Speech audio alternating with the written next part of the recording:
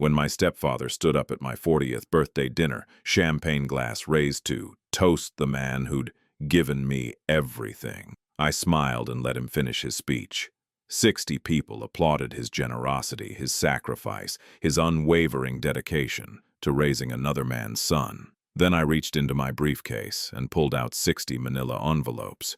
Inside each one was the truth. Richard Thornton hadn't saved me. He'd stolen $680,000 from the trust fund my real father had left me and spent it on his own children while I worked 2 jobs to pay for a college education that should have been free. The look on his face when I started handing out those envelopes was worth every sleepless night I'd spent uncovering his lies.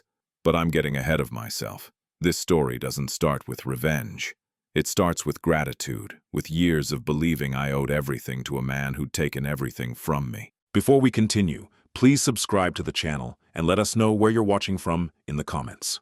The first memory I have of Richard Thornton is from my father's funeral. I was 11 years old, standing in an ill-fitting black suit that Mom had bought at Goodwill because we couldn't afford anything better. Dad had died 3 weeks earlier. Heart attack at 42, sudden and brutal. The kind of death that leaves a family financially devastated before the grief even sets in. Richard appeared at the reception, like some kind of salvation, a colleague of my mother's from the hospital, where she worked as a nurse. He brought a casserole, which I remember thinking was strange because men didn't usually bring food to these things.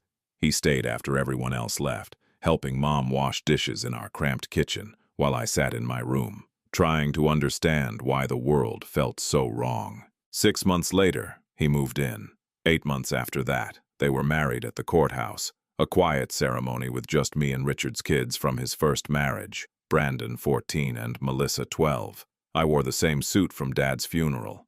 It still didn't fit. "Kyle," Richard said that day, his hand heavy on my shoulder, "I want you to know something important. I'm not trying to replace your father. Nobody could do that, but I promise you this. I'm going to take care of you and your mother. You'll never want for anything as long as I'm here."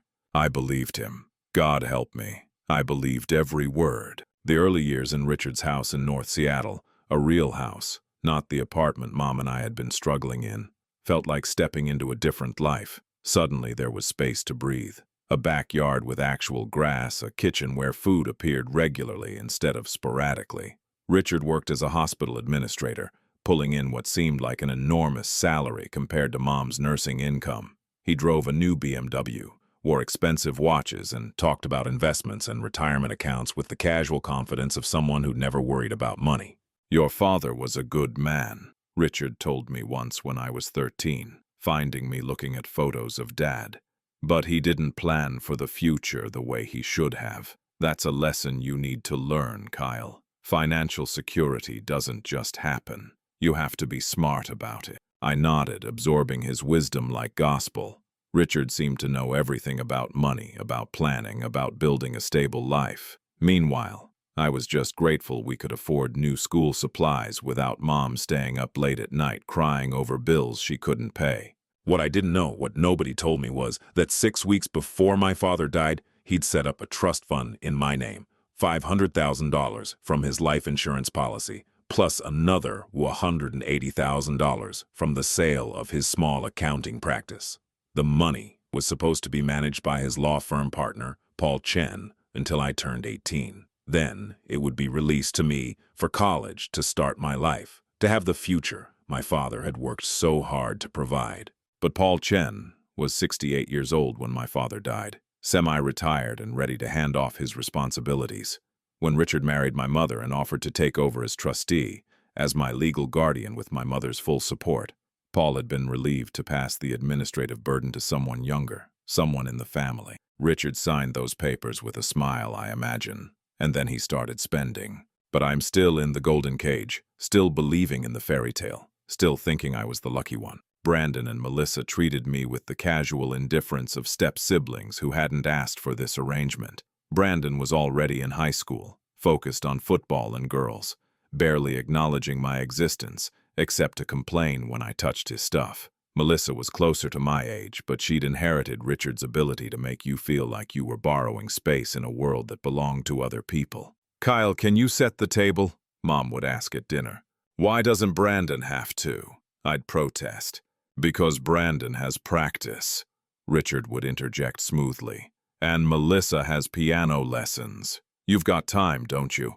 I always had time. Time to set the table, clear the dishes, mow the lawn, take out the trash. The chores piled up so gradually, I didn't notice the pattern until years later. How Brandon and Melissa seemed exempt from the daily maintenance of family life, while I became the built-in help. It builds character, Richard liked to say. Your father would have wanted you to learn the value of hard work. My father, Richard, invoked him like a saint, like a moral authority that could justify any decision. And I accepted it because I desperately wanted to believe that everything Richard did was somehow connected to honoring Dad's memory. When I was 15, Brandon got a new car for his 17th birthday, a Honda Civic. Nothing extravagant, but new, shiny, mine. Maybe when I turn 17, I asked Mom that night, trying to keep the hope out of my voice. She'd looked uncomfortable. Sweetie, Brandon needed a car for work. He's got that job at the grocery store, remember? I could get a job too. We'll see, she said, which I was learning meant no. 2 years later, I turned 17. There was no car. Instead, Richard sat me down for what he called a man-to-man conversation. Kyle, you're almost an adult now. Time to start thinking seriously about your future. He leaned back in his leather office chair, the one in the study that nobody else was allowed to sit in. College is expensive, very expensive. Your mother and I want to help you, but we can't just hand you everything like some trust fund, baby. You need to earn it. I understand, I said, though I didn't really. Brandon had just finished his freshman year at Washington State, and I'd never heard anyone talk about him earning anything. Good, Richard smiled, satisfied. Here's what I'm thinking. You work through high school, save up what you can. Apply for scholarships. You're smart enough. Then we'll help with what we can afford. Deal. Deal, I agreed, shaking his hand like we'd just negotiated something fair. That summer, I got a job at a construction site, hauling materials in the brutal Seattle heat.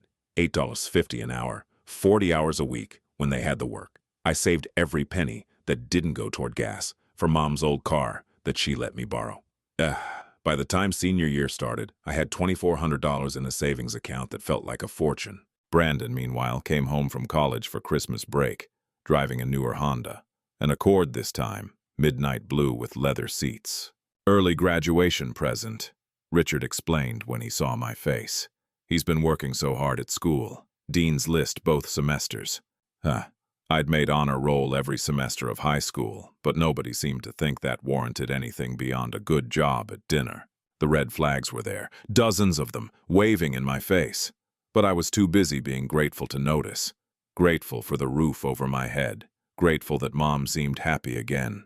Grateful that Richard hadn't kicked us out like I'd secretly feared he might. In my mind, I was the charity case, the obligation, the kid who'd shown up in Richard's life through tragedy and had to earn his place at the table every single day. It never occurred to me that I was the one being robbed. Senior year, the college acceptance letters started arriving. University of Washington, accepted. Western Washington University, accepted with a small scholarship. Seattle University, accepted. No financial aid. These are all good schools, Richard said, reviewing my letters with the same analytical eye he brought to hospital budgets. But Kyle, we need to be realistic about costs. UW is $12,000 a year for in-state tuition, plus room and board. That's a lot of money. I have my savings, I offered, and I can work. It's not enough. He shook his head gravely. Look, I want to help you, but Melissa's going to be starting college in 2 years, and we've got to plan for that too. It wouldn't be fair to her if we spent everything on you first. The logic seemed sound. Of course it wouldn't be fair. I was already getting more than I deserved, wasn't I? What if I took out loans? I suggested. Richard's face brightened. Now, that's thinking smart. Loans plus your savings, plus whatever scholarships you can get, plus working part-time. You could make it work. And honestly, Kyle, having some skin in the game will make you take your education more seriously. Trust me on this. So I signed the papers. $8,500 in federal loans my freshman year. I moved into the cheapest dorm on campus, got a job at the university bookstore, and watched my savings account drain like water through a sieve. Every dollar I'd earned hauling lumber that summer went to textbooks, meal plans, clothes for class presentations, bus fare when the weather was too bad to bike. Meanwhile, Melissa was touring private schools with Richard. Just looking at options, Mom assured me when I asked about it over Thanksgiving break. You know how Richard likes to be thorough. Thorough. That was one word for it. By sophomore year, I was working 2 jobs, bookstore during the day, security guard at night, sleeping when I could between classes.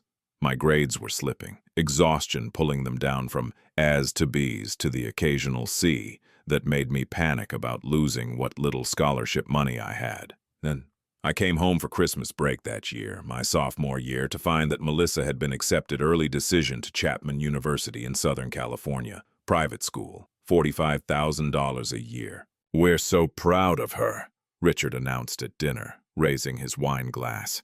This is exactly the kind of opportunity she deserves. I looked at Mom, waiting for her to point out the obvious inequality, but she just smiled and sipped her wine. And I realized with a sinking feeling that she either didn't see it or didn't care. That night, lying in my childhood bedroom, the smallest room in the house, the one that had been Richard's office, before I moved in, I stared at the ceiling and tried to do the math. $45,000 times 4 years was $180,000 for Melissa's education. I was drowning in debt at a state school while she got a private university experience funded entirely by our parents. Our parents.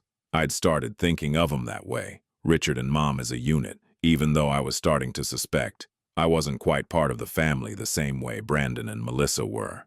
You okay, honey? Mom found me in the kitchen at 2 in the morning, unable to sleep, stress eating cereal straight from the box. How are you guys paying for Melissa's school? The question came out harsher than I intended. She stiffened. That's not really your concern, Kyle. I'm just wondering why I'm working 70 hours a week to afford community college tuition, while she gets Chapman. It's not the same situation.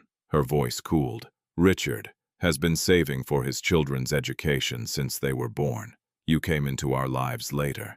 It's just different. Different. That word again. The one that explained away every inequality without actually explaining anything at all. Did Dad leave me anything? I asked suddenly, the question bursting out before I could stop it. Like life insurance or savings or anything. Mom's face went pale. For just a second, I saw something flash across her expression. Guilt, fear, something I couldn't quite name. Your father had some debts, she said finally. The practice wasn't doing well toward the end. There wasn't anything left after everything was settled. She'd looked away when she said it. I noticed that, filed it away in the back of my mind, where I was starting to collect all the small inconsistencies that didn't quite add up. But I didn't push. I was 20 years old, exhausted, and still too conditioned to be grateful for whatever scraps I was given. I went back to school in January with $400 in my checking account and a growing sense that something in my life was fundamentally wrong. I just didn't know what yet. The security guard job led to an interest in computers. I'd spend the overnight shifts teaching myself programming to stay awake, building simple websites and applications just to pass the time. By junior year, I'd switched my major to computer science and discovered I was actually good at it. Really good. That's great, Richard said, when I told him about my new direction, barely looking up from his newspaper. Practical. You'll be able to get a job and pay off those loans. Pay off those loans. That seemed to be his primary concern with my education, that I'd eventually be financially independent and stop being his problem. I graduated in 2006 with $34,000 in student loan debt and a job offer from a mid-sized tech company in Seattle. $52,000 a year, which felt like winning the lottery after 4 years of poverty. I found a studio apartment in Capitol Hill, bought furniture from IKEA, and started my adult life with the intoxicating feeling of finally being free. Brandon was living in Richard and Mom's house, rent-free, while he figured out his career path, which apparently involved a lot of sleeping until noon and playing video games. Melissa had graduated from Chapman and moved back home too, working part-time at a yoga studio while pursuing her passion for wellness. I visited for Sunday dinners, showing up with wine or dessert, because I'd never learned how to arrive empty-handed. The house seemed bigger each time I returned, renovations appearing like magic. New kitchen countertops, refinished hardwood floors, a home theater system in the basement where Brandon spent most of his time. "Business has been good," Richard would say, when I commented on the improvements. "Compound interest, smart investments. This is what financial planning looks like, Kyle. Maybe someday you'll get here too.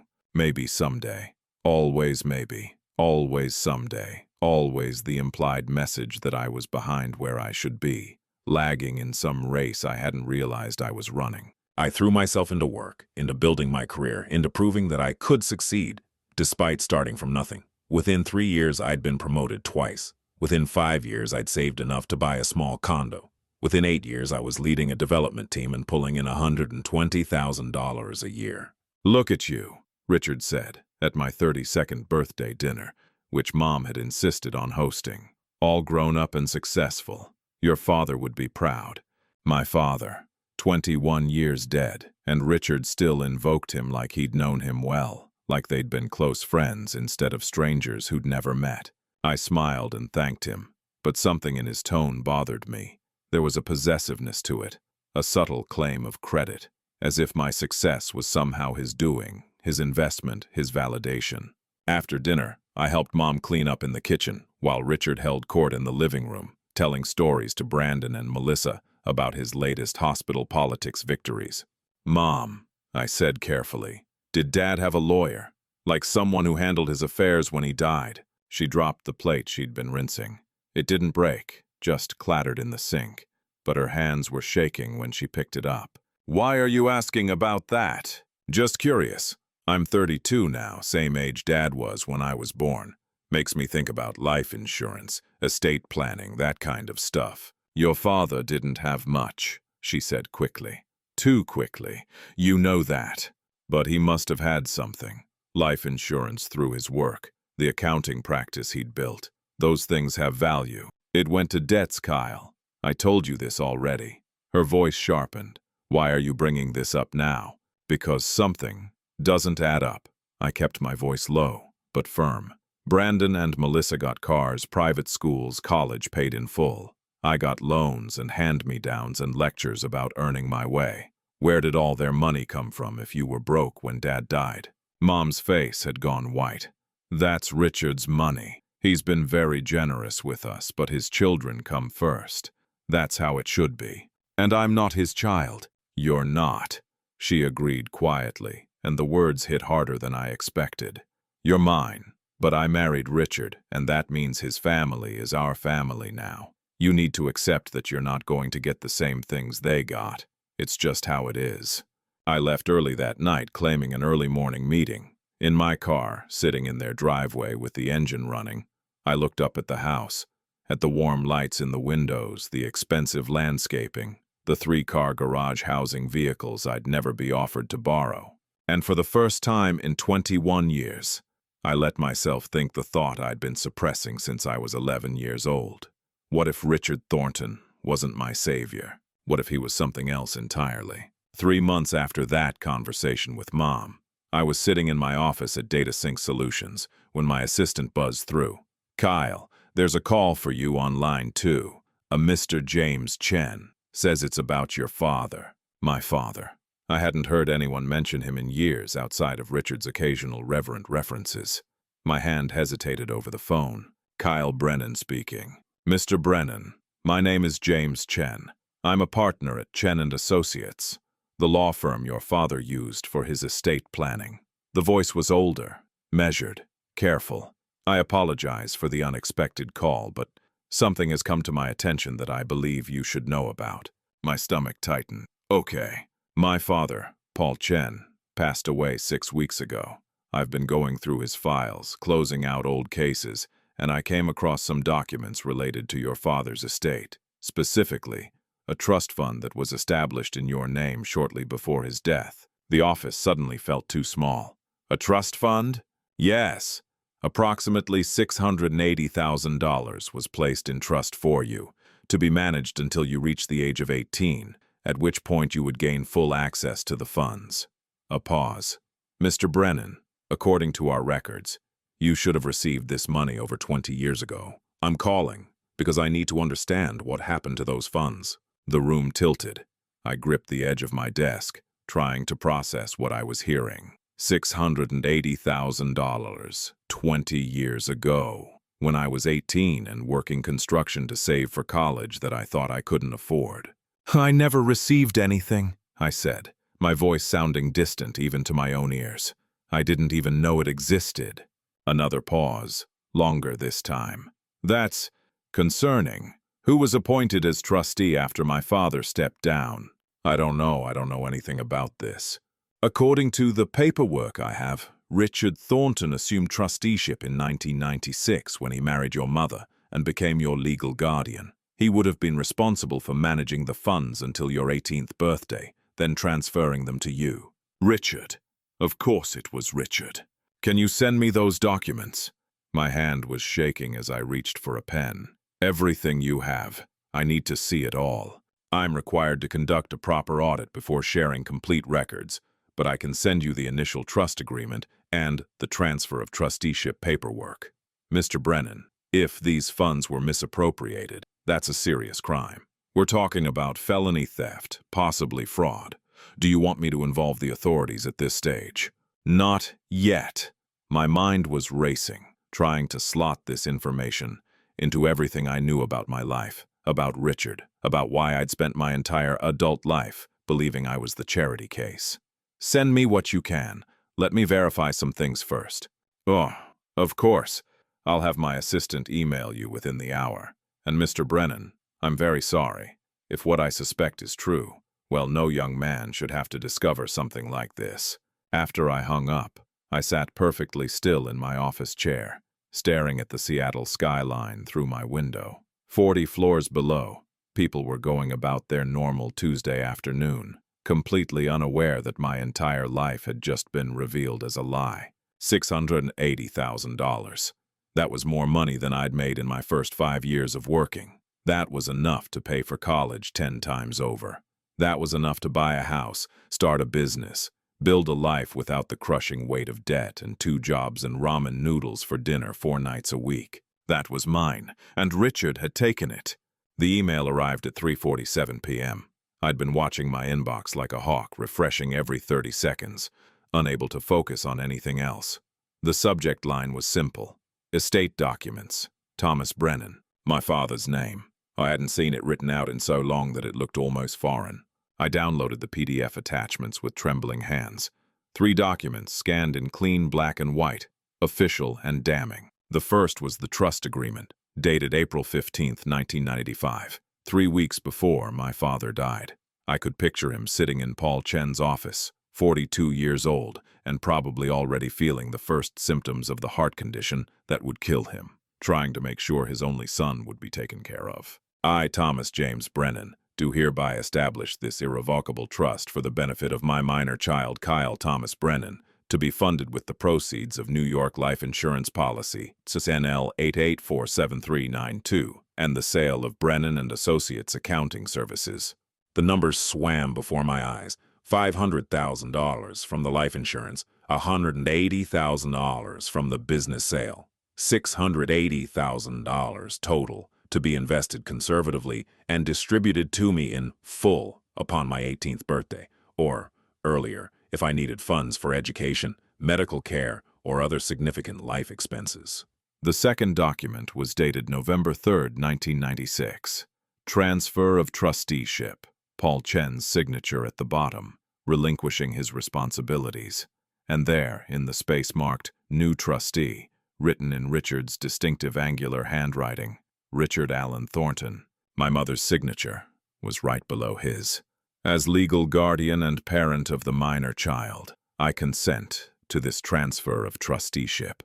She'd known the whole time. The third document was what destroyed me, an accounting statement from December 1997 showing the trust balance at $703,120, or it's an 18. The investments had performed well in the year and a half since my father's death.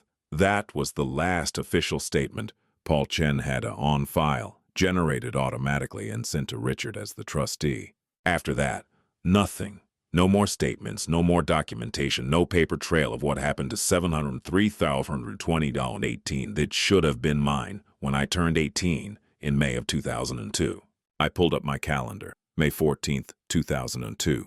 I'd spent that day, my 18th birthday, finishing my shift at the construction site, then meeting some friends for cheap beer and pizza because it was all we could afford. I'd gone home that night to Richard's house, to my small bedroom that used to be an office, and fallen asleep exhausted from 10 hours of physical labor.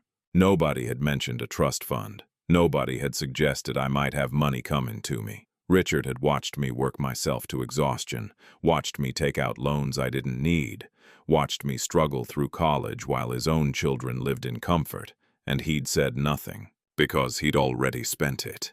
I sat in my office until after 8 p.m., missing 2 meetings and ignoring 4 calls from my team lead. I couldn't move, couldn't think beyond the simple mathematics of what had been stolen from me. $680,000 in 2002 would be worth over $1 million today if invested properly. That was a house. That was retirement security. That was choices I'd never had because I believed I was starting from zero when I'd actually started from a substantial wealth.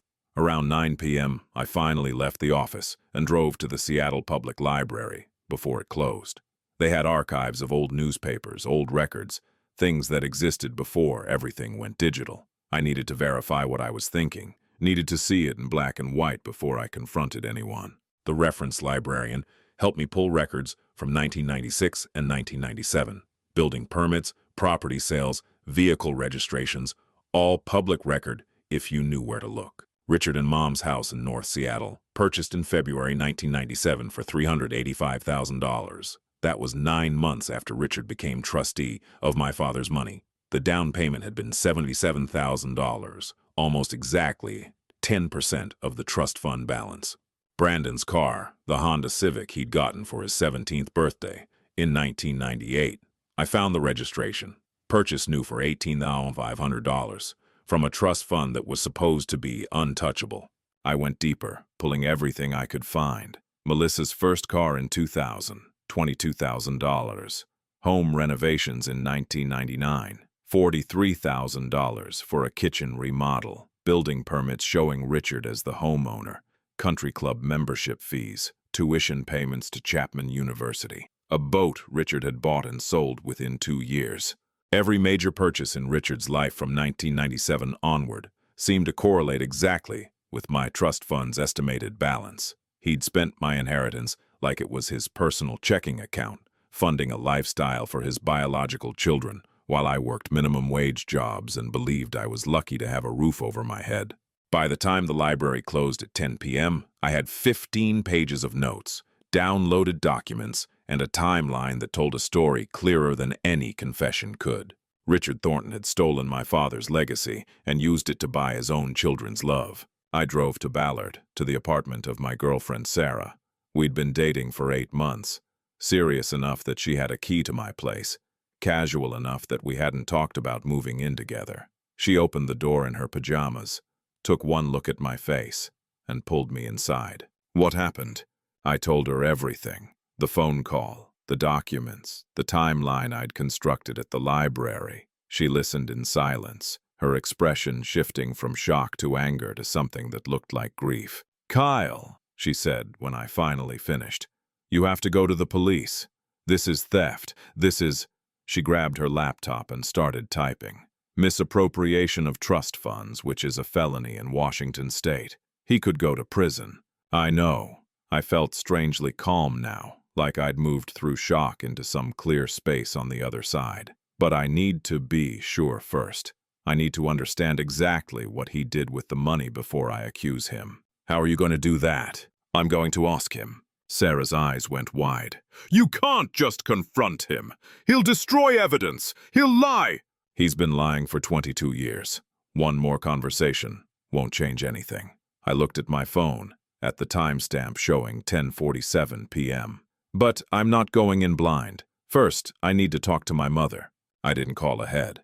I drove straight from Sarah's apartment to the house in North Seattle, the house my father's money had helped buy, pulling into the driveway at 11:15 p.m. The lights were still on downstairs. Through the front window, I could see Mom reading in the living room, her reading glasses perched on her nose, completely unaware that her world was about to implode. I rang the doorbell. She opened the door in her bathrobe, surprise crossing her face. "Kyle, what are you doing here so late? Is everything okay?" "No," I said quietly. "Everything is not okay. We need to talk about Dad's trust fund." The color drained from her face. "Kyle, inside, Mom, unless you want the neighbors to hear this conversation." She stepped back, letting me in. The house smelled like vanilla candles and expensive carpet cleaner, clean and perfect and built on lies. Richard was in his study. I could hear the murmur of his voice on a phone call, oblivious. Mom led me to the kitchen, closed the door, and turned to face me with the expression of someone who'd been dreading this moment for decades. "How did you find out?" "Paul Chen's son called me. He's going through old files and noticed that a $680,000 trust fund seems to have disappeared." I kept my voice level, controlled. "You want to tell me what happened to my father's money?" She sank into a chair, suddenly looking much older than her 58 years. "It's not what you think." "Then explain it to me. Because what I think is that Richard stole my inheritance and spent it on his own kids while I worked myself to death, believing I had nothing." "We needed the money," she said, her voice barely above a whisper. "When Richard and I got married, he had debts from his divorce. The house was in foreclosure. His kids needed things. We were going to pay it back, Kyle. We were going to put it all back before you turned 18. But you didn't." "We couldn't. The market crashed in 2000. Richard lost his job for 6 months. There was always something. And then you were 18 and we thought maybe you wouldn't find out. Maybe Paul Chen would just close the file and..." "Nah. And what?" Anger was finally breaking through my calm. "I'd just never know that I had college money, that I didn't need to work 70 hours a week and take out loans and eat ramen for 4 years. You were doing fine." Her voice turned defensive. "You got through college. You have a good job now. You didn't need..." "I deserve to know!" The shout echoed in the kitchen. "That was my father's money, Mom. His legacy. The thing he left me to make sure I'd be okay. And you let Richard steal it." "I didn't let him do anything. I made the choice with him." She was crying now, tears streaming down her face. "I chose Richard's children over you because they were younger. They needed more. You were always so independent, so capable. I thought you'd be fine." The admission hung in the air between us like poison gas. "You chose his children over me," I repeated slowly. "Your own son." "Kyle, please." The kitchen door opened. Richard stood in the doorway in his expensive pajamas, his reading glasses still perched on his head. "What's going on out here? Kyle, why are you yelling at your mother?" I turned to face him, and something in my expression must have warned him, because his confident demeanor flickered. "We need to talk about my trust fund," I said. "The $680,000 you were supposed to be managing. The money my father left me that seems to have vanished sometime around 1997. Richard's face went very still. "I don't know what you're talking about." "Yes, you do." I pulled out my phone, opened the email from James Chen, held it up so he could see the documents. "Paul Chen's son found the paperwork. He's conducting an audit, so you have one chance to tell me the truth before this becomes a legal matter." "Legal matter?" Richard's voice turned cold. "You're going to threaten me? After everything I've done for you. I raised you, gave you a home, treated you like my own son. You stole from me." My voice was steady now, diamond hard. "You took money that my father died leaving me, and you spent it on your own children, while I worked myself to exhaustion thinking I had nothing. That money saved this family." Richard stepped into the kitchen, his presence filling the space like he owned it, which, I realized, he'd bought with my inheritance. "Your mother was drowning in debt when I met her. You had nothing. I gave you everything you have. You gave me back a fraction of what you stole. I invested in this family's future. That money went into this house, into opportunities for all of us, into Brandon's cars, into Melissa's private school, into your boat and your country club membership and your renovations." I was moving toward him now and he was backing up, perhaps recognizing something in me he'd never seen before. You spent $680,000 of my money, and you let me believe I was the charity case. You let me work 2 jobs through college while Melissa went to Chapman on my dime. You needed to learn the value of hard work. I needed to have what my father left me. The shout came from somewhere deep, decades of suppressed rage finally breaking free. He died trying to make sure I'd be okay, and you stole his dying wish. Mom was sobbing in the corner. Richard's face had gone red, then white, his carefully maintained composure cracking. You can't prove any of this, he said finally. It was 20 years ago. Records get lost. Money gets spent. You think any court is going to care about ancient history? I smiled then, and it must have been a terrible smile, because Richard actually flinched. You just made a mistake, I said softly. You should have kept denying. Instead, you admitted you spent it and called it ancient history. I pulled my phone back out, tapped the screen. This conversation has been recording since I walked in the door. Thanks for the confession. The color drained from Richard's face completely. You can't! That's illegal! Washington is a 2-party consent state, but there are exceptions for conversations where one party has reasonable suspicion of a crime being discussed. I'd Googled it in the car. Thanks for confirming my suspicions. I turned to Mom, who was staring at me like I'd become a stranger. Maybe I had. I'm going to give you both 24 hours to decide how this plays out. You can return the money, $680,000 plus 22 years of compound interest, which James Chen estimates at around $1.2 million. And we can handle this privately. Or I can take this recording, the documents, and my timeline to the police and let them sort it out. We don't have that kind of money, Mom whispered.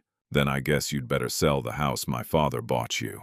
I headed for the door, then turned back one last time. By the way, Richard, tell Brandon and Melissa I said thanks for the excellent education. Really got their money's worth. Oh wait, it was my money, wasn't it? I left them standing in the kitchen, both of them frozen in shock, and drove back to my condo with the windows down, letting the cold night air fill the car. My phone buzzed before I even made it back to Capitol Hill. A text from Mom. Please don't do this.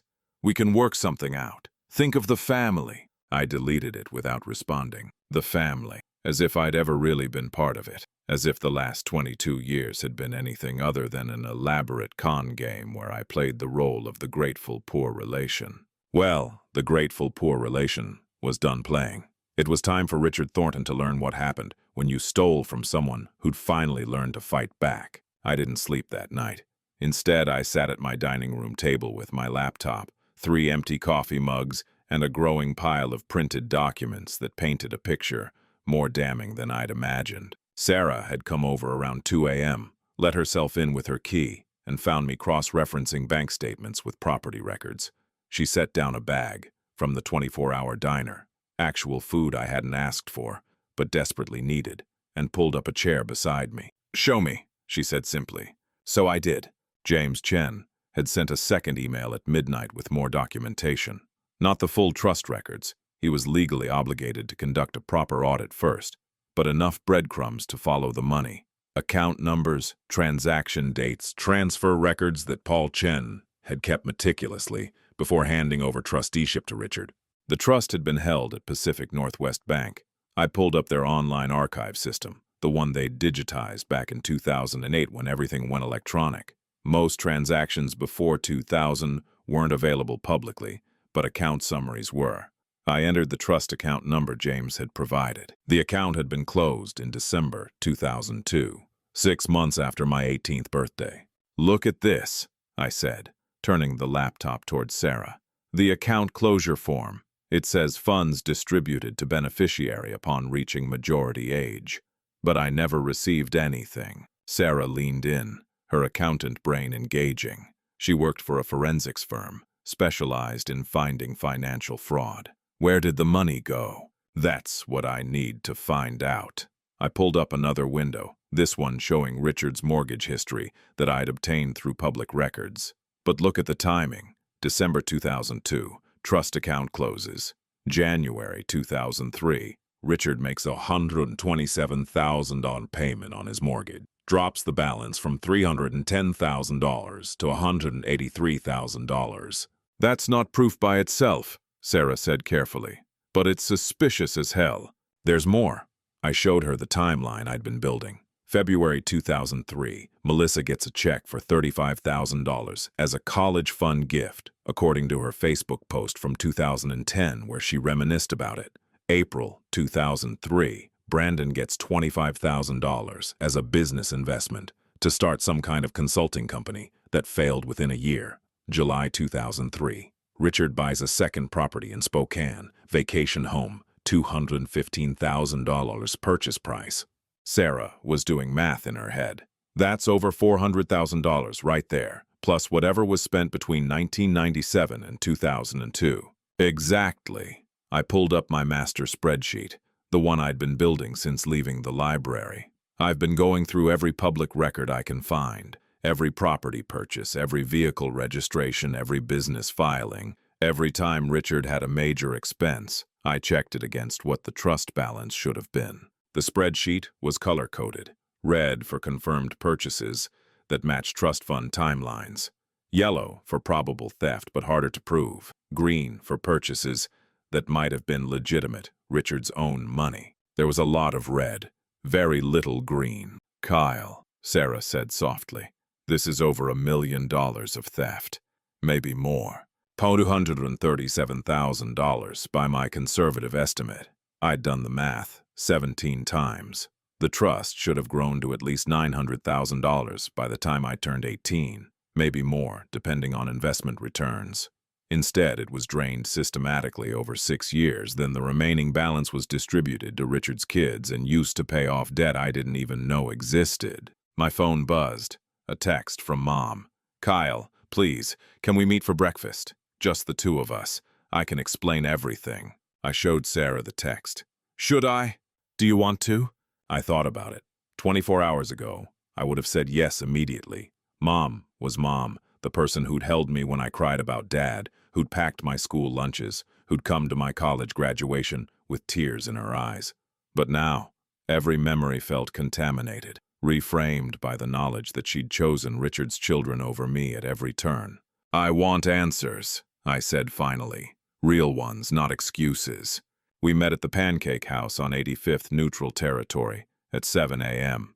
I'd been awake for 26 hours, running on coffee and rage. Mom looked like she hadn't slept either, her eyes red-rimmed, her hair unwashed, wearing the same clothes from last night. She ordered coffee. I ordered nothing. We sat in a booth by the window, watching early morning traffic, neither of us knowing how to start. Your father would hate this, she said finally. What's happened between us? Then maybe you shouldn't have stolen the money he left to prevent exactly this situation. She flinched. It wasn't supposed to be stealing. We were going to pay it back. When? After I'd worked myself to death. After I'd graduated with debt I didn't need. I kept my voice low, controlled, aware of other diners around us. Walk me through it, Mom. I want to understand how you justified this. She wrapped her hands around her coffee mug like it could anchor her. When your father died, I was drowning. The apartment rent was $1,200 a month, and I was making $2,800 as a nurse. After taxes, after your food and clothes and school supplies, I had maybe $200 left every month. I couldn't save, I couldn't breathe, I was terrified we'd end up homeless. Dad left money to prevent that. I didn't know about the trust fund at first. Paul Chen mentioned it at the funeral, but I was so deep in grief I barely processed it. He said he'd manage it, that you'd get it when you were 18. I assumed it was enough for college, maybe $50,000 or $100,000. I had no idea it was over $500,000. When did you find out? When Richard and I were getting married. Paul sent paperwork about transferring trusteeship.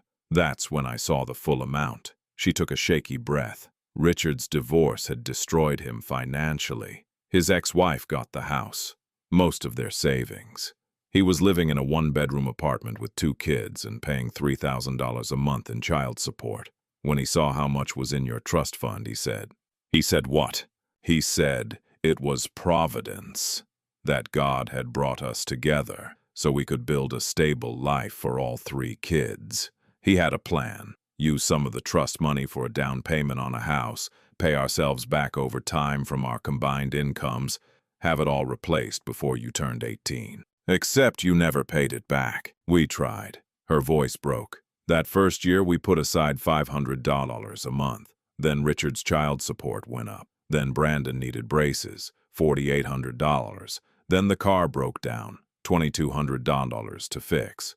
There was always something. And Richard said the trust was getting good returns anyway, that the remaining balance was growing, that it would all work out. But it didn't work out. No. She was crying now, quietly, tears dripping into her coffee. By 2000, we'd taken so much there wasn't enough left to generate meaningful returns.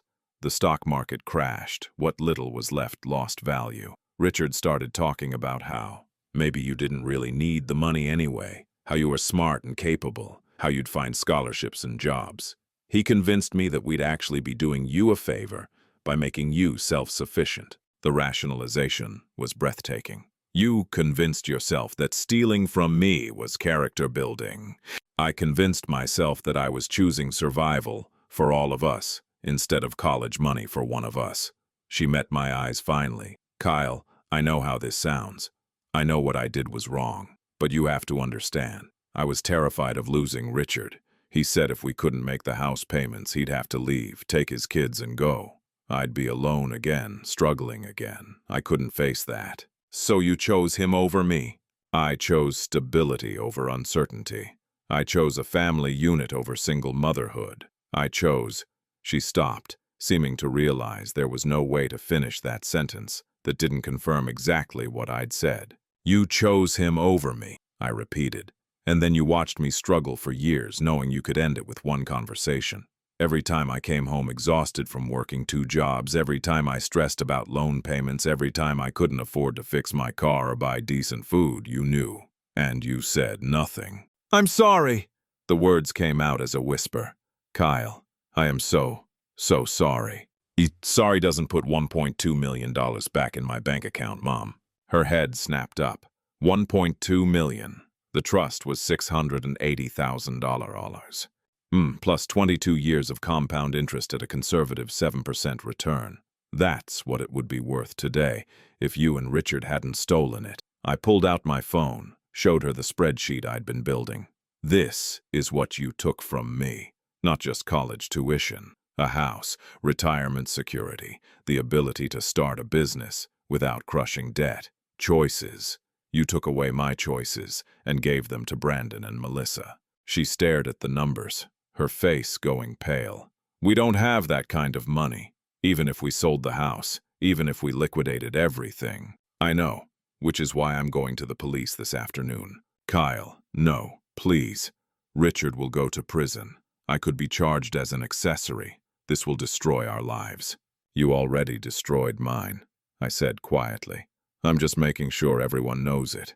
I left her crying in the booth and drove straight to James Chen's office in downtown Seattle. He'd agreed to meet me at 8 a.m., intrigued by my midnight email about what I'd discovered. His office was old-school lawyer elegant. Dark wood, leather chairs, walls lined with law books. Nobody actually opened anymore but kept for appearance. James Chen himself was about 45, wearing glasses and an expression of deep concern. Mr. Brennan, thank you for coming in. He gestured to a chair. I've been conducting my own investigation since we spoke, and I have to tell you, what I'm finding is deeply disturbing. Show me! He opened a file on his desk, documents arranged in neat chronological order. My father kept meticulous records, thank God. Every quarter, he required trustees to submit financial statements showing account balances, investment performance, and any distributions made. Richard Thornton submitted statements for the first year, 1997, showing appropriate management of the funds. After that, the statements stopped coming. My father didn't follow up. He tried. I found several letters requesting updated statements. Richard's responses: he pulled out copies of emails printed on old dot matrix paper, claimed administrative delays, promised statements were coming, apologized for the slow turnaround. Eventually, my father retired fully in 2001, and the file was marked inactive. He assumed Richard was handling it. He was handling it, I said bitterly. He was spending it. James nodded. I've subpoenaed the bank records. As your father's firm, we have standing to request documentation related to trusts we originated. The records arrived yesterday. He pulled out a thick stack of papers. This is every transaction from the trust account between 1997 and 2002. I reached for the papers, with shaking hands. 300 pages of banking history, each line representing a piece of my stolen future. The first withdrawal was February 14, 1997, $77,000. Memo line, real estate down payment. March 1997, $5,600. Memo, vehicle purchase, Honda Civic. June 1997, $12,300. Memo, home improvements. August 1997, $8,900. Memo, educational expenses. On and on, month after month, hundreds of withdrawals ranging from $1,000 to $127,000. The trust that had started at $703,120.18 in January 1997 was down to $89,447.32 by December 2001. Then, in the 6 months between January and June 2002, the 6 months leading up to my 18th birthday, the withdrawals accelerated. January 2002, $15,000. Memo, educational trust, M. Thornton. February 2002, $20,000. Memo, business investment, B. Thornton. March 2002, $12,000. Memo, medical expenses. April 2002, $18,000. Memo, home repairs. May 2002, $8,000. Memo, miscellaneous. By June 2002, the account balance was $14,191.87. 3 weeks after my 18th birthday, the remaining funds were distributed in 3 checks: $7,000 to Brandon Thornton, $5,000 to Melissa Thornton, and $2,991.87 to Richard Thornton as administration fees.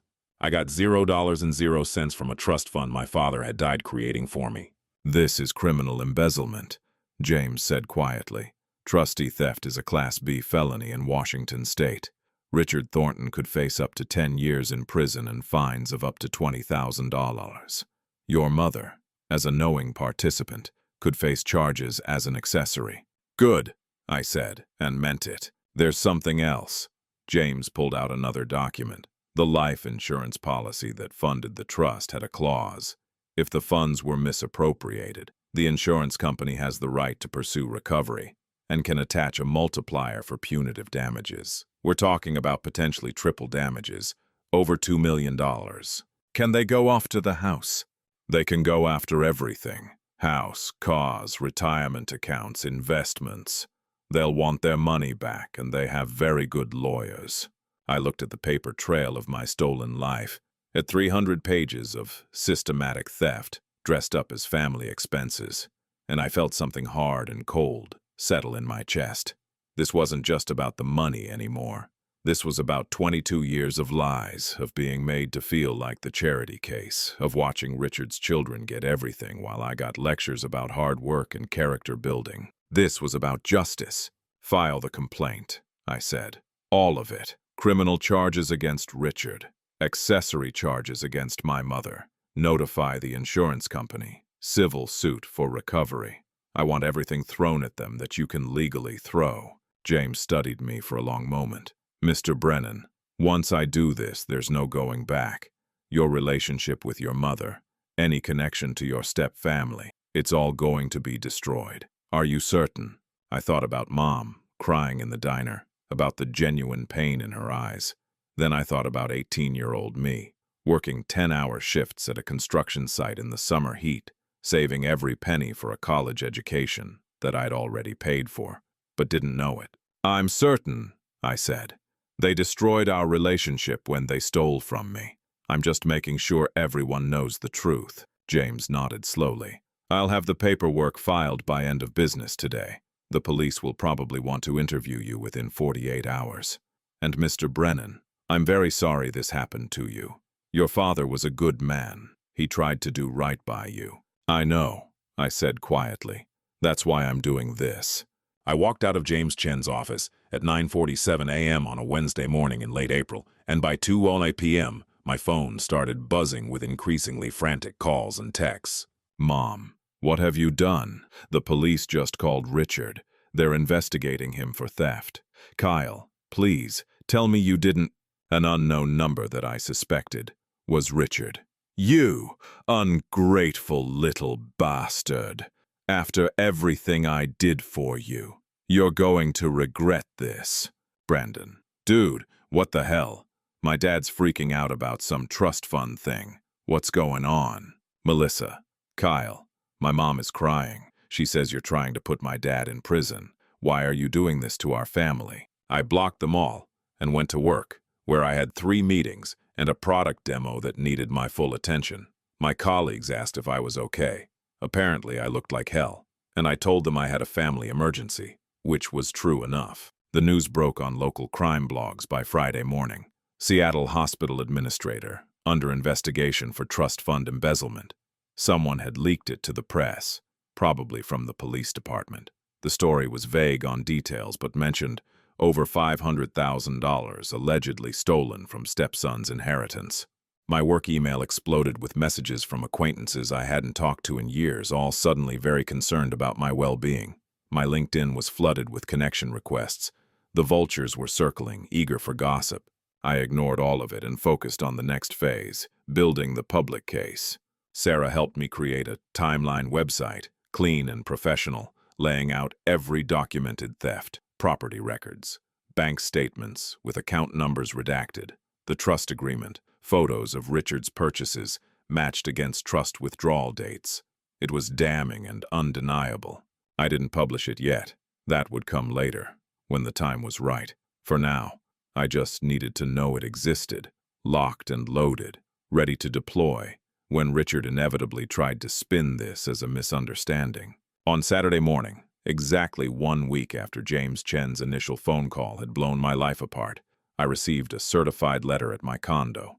Legal letterhead, expensive paper, a law firm I'd never heard of. Dear Mr. Brennan, we represent Richard and Margaret Thornton in the matter of the disputed trust fund. Our clients maintain that all funds were used for legitimate family expenses, with your mother's full knowledge and consent as your legal guardian. They further maintain that your accusations are defamatory and motivated by estrangement issues unrelated to financial matters. We demand that you cease all public statements about this matter and retract any claims made to law enforcement. Failure to comply will result in a civil suit for defamation and harassment. I read the letter twice, then took a photo and sent it to James Chen with a simple message. They just confirmed everything. See you in court. His response came back in under a minute. Saved me the trouble of serving them. Discovery is going to be fun.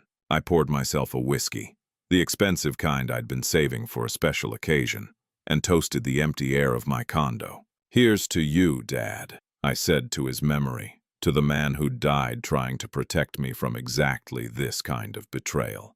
I promise you, I'm going to get your money back, and I'm going to make sure Richard Thornton spends the rest of his life regretting the day he decided my inheritance was his personal piggy bank. The war had officially started, and I was just getting warmed up. The Seattle Police Department's Financial Crimes Unit operated out of a depressingly beige building on Fifth Avenue. Detective Sarah Okoye, no relation to my girlfriend, different spelling, was a 40-something black woman with sharp eyes and an expression that suggested she'd seen every type of financial fraud humanity could devise, and was thoroughly unimpressed by all of it.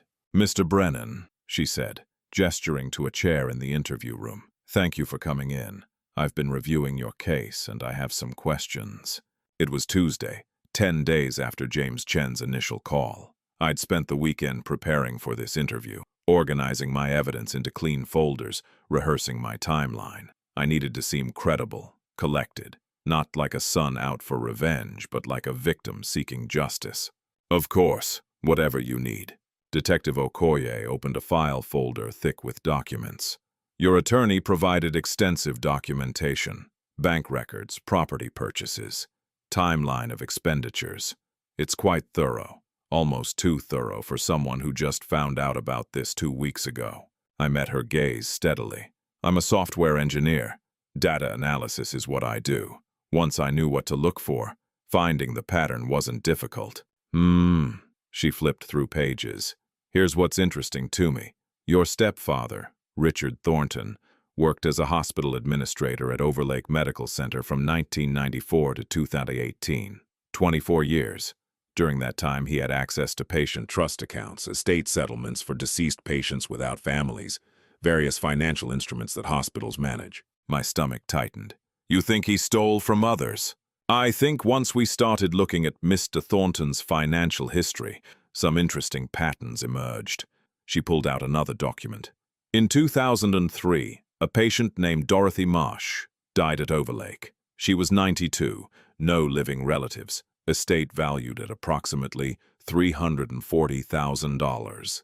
According to hospital records, her estate was supposed to be donated to the American Cancer Society per her will. According to the Cancer Society's records, they received $85,000. Where did the other $255,000 go?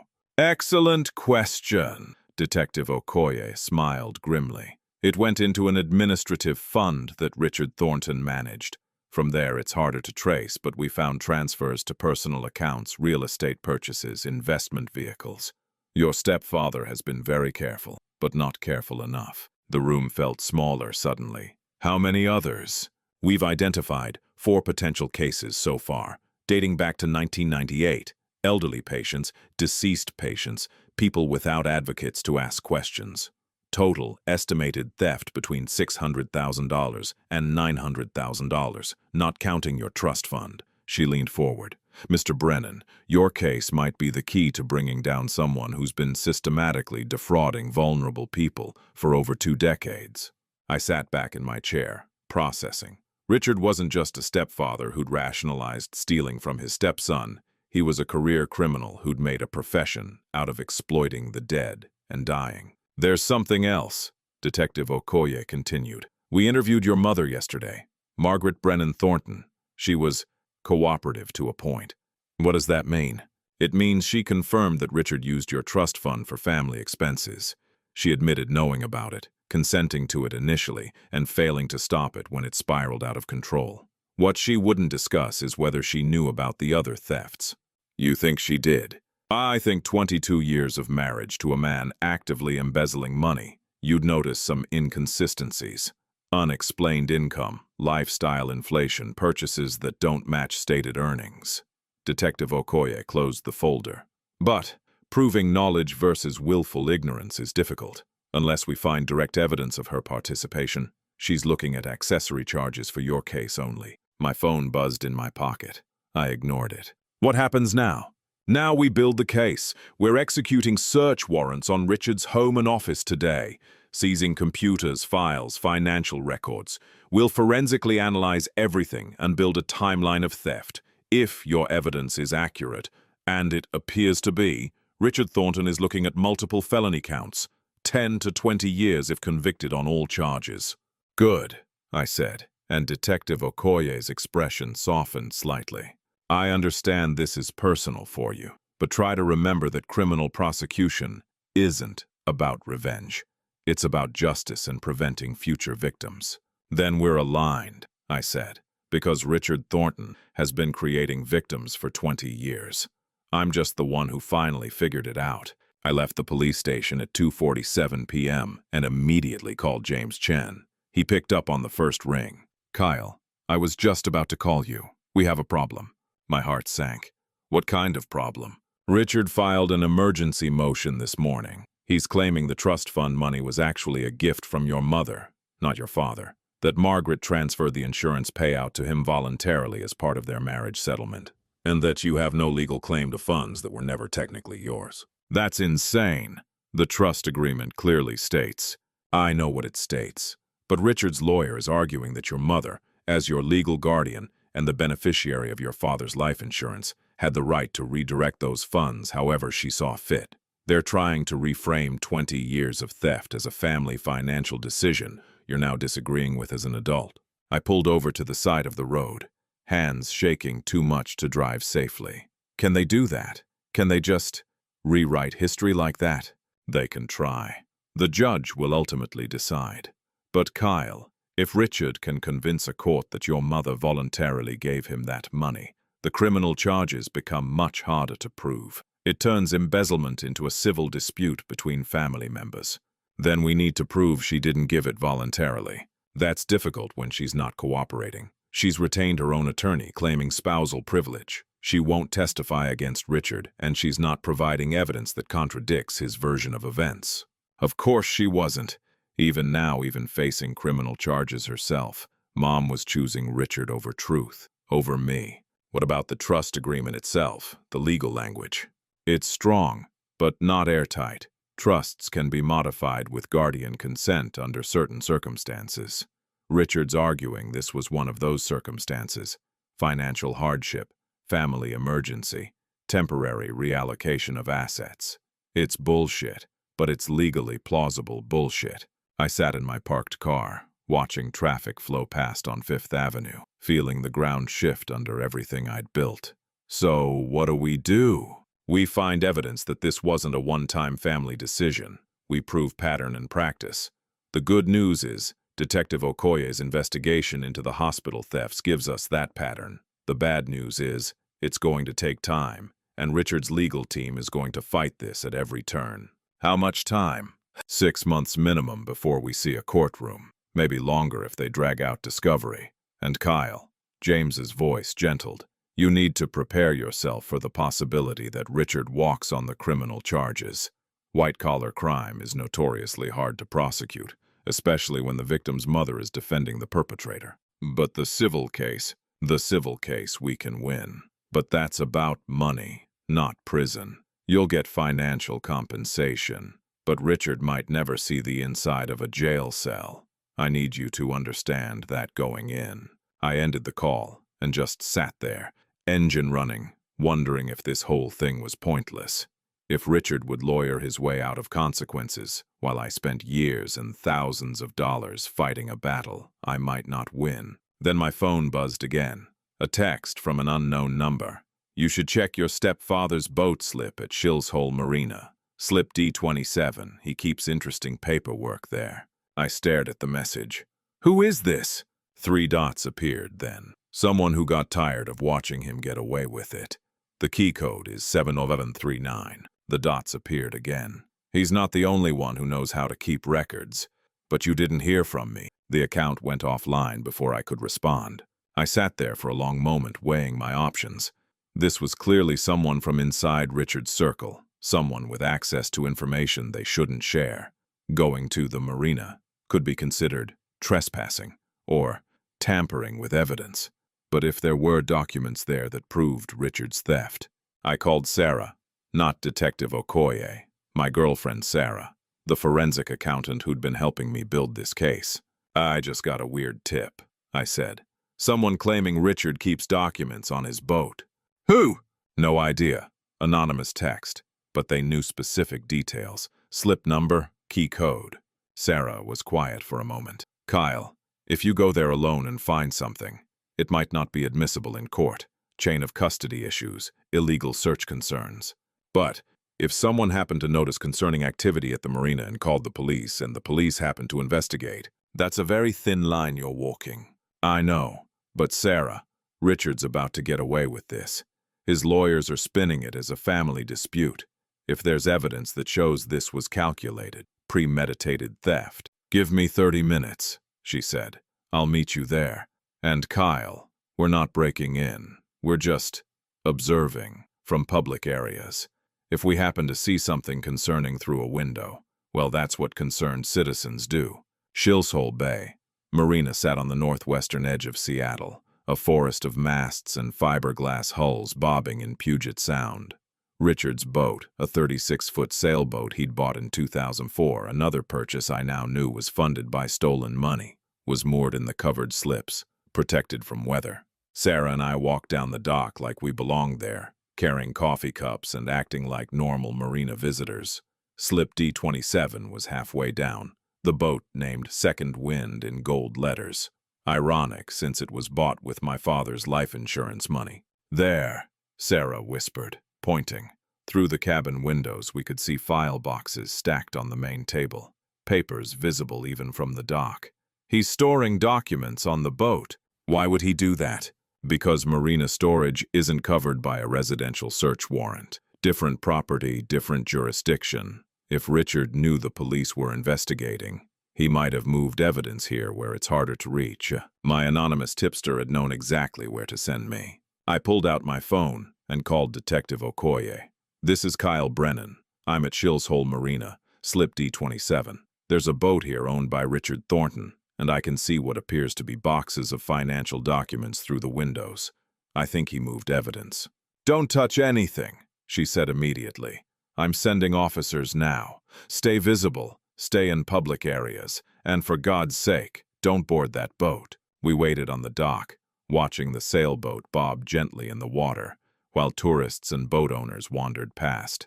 20 minutes later, 2 uniformed officers arrived, followed by Detective Okoye in an unmarked car. "Show me," she said. I pointed to the cabin windows.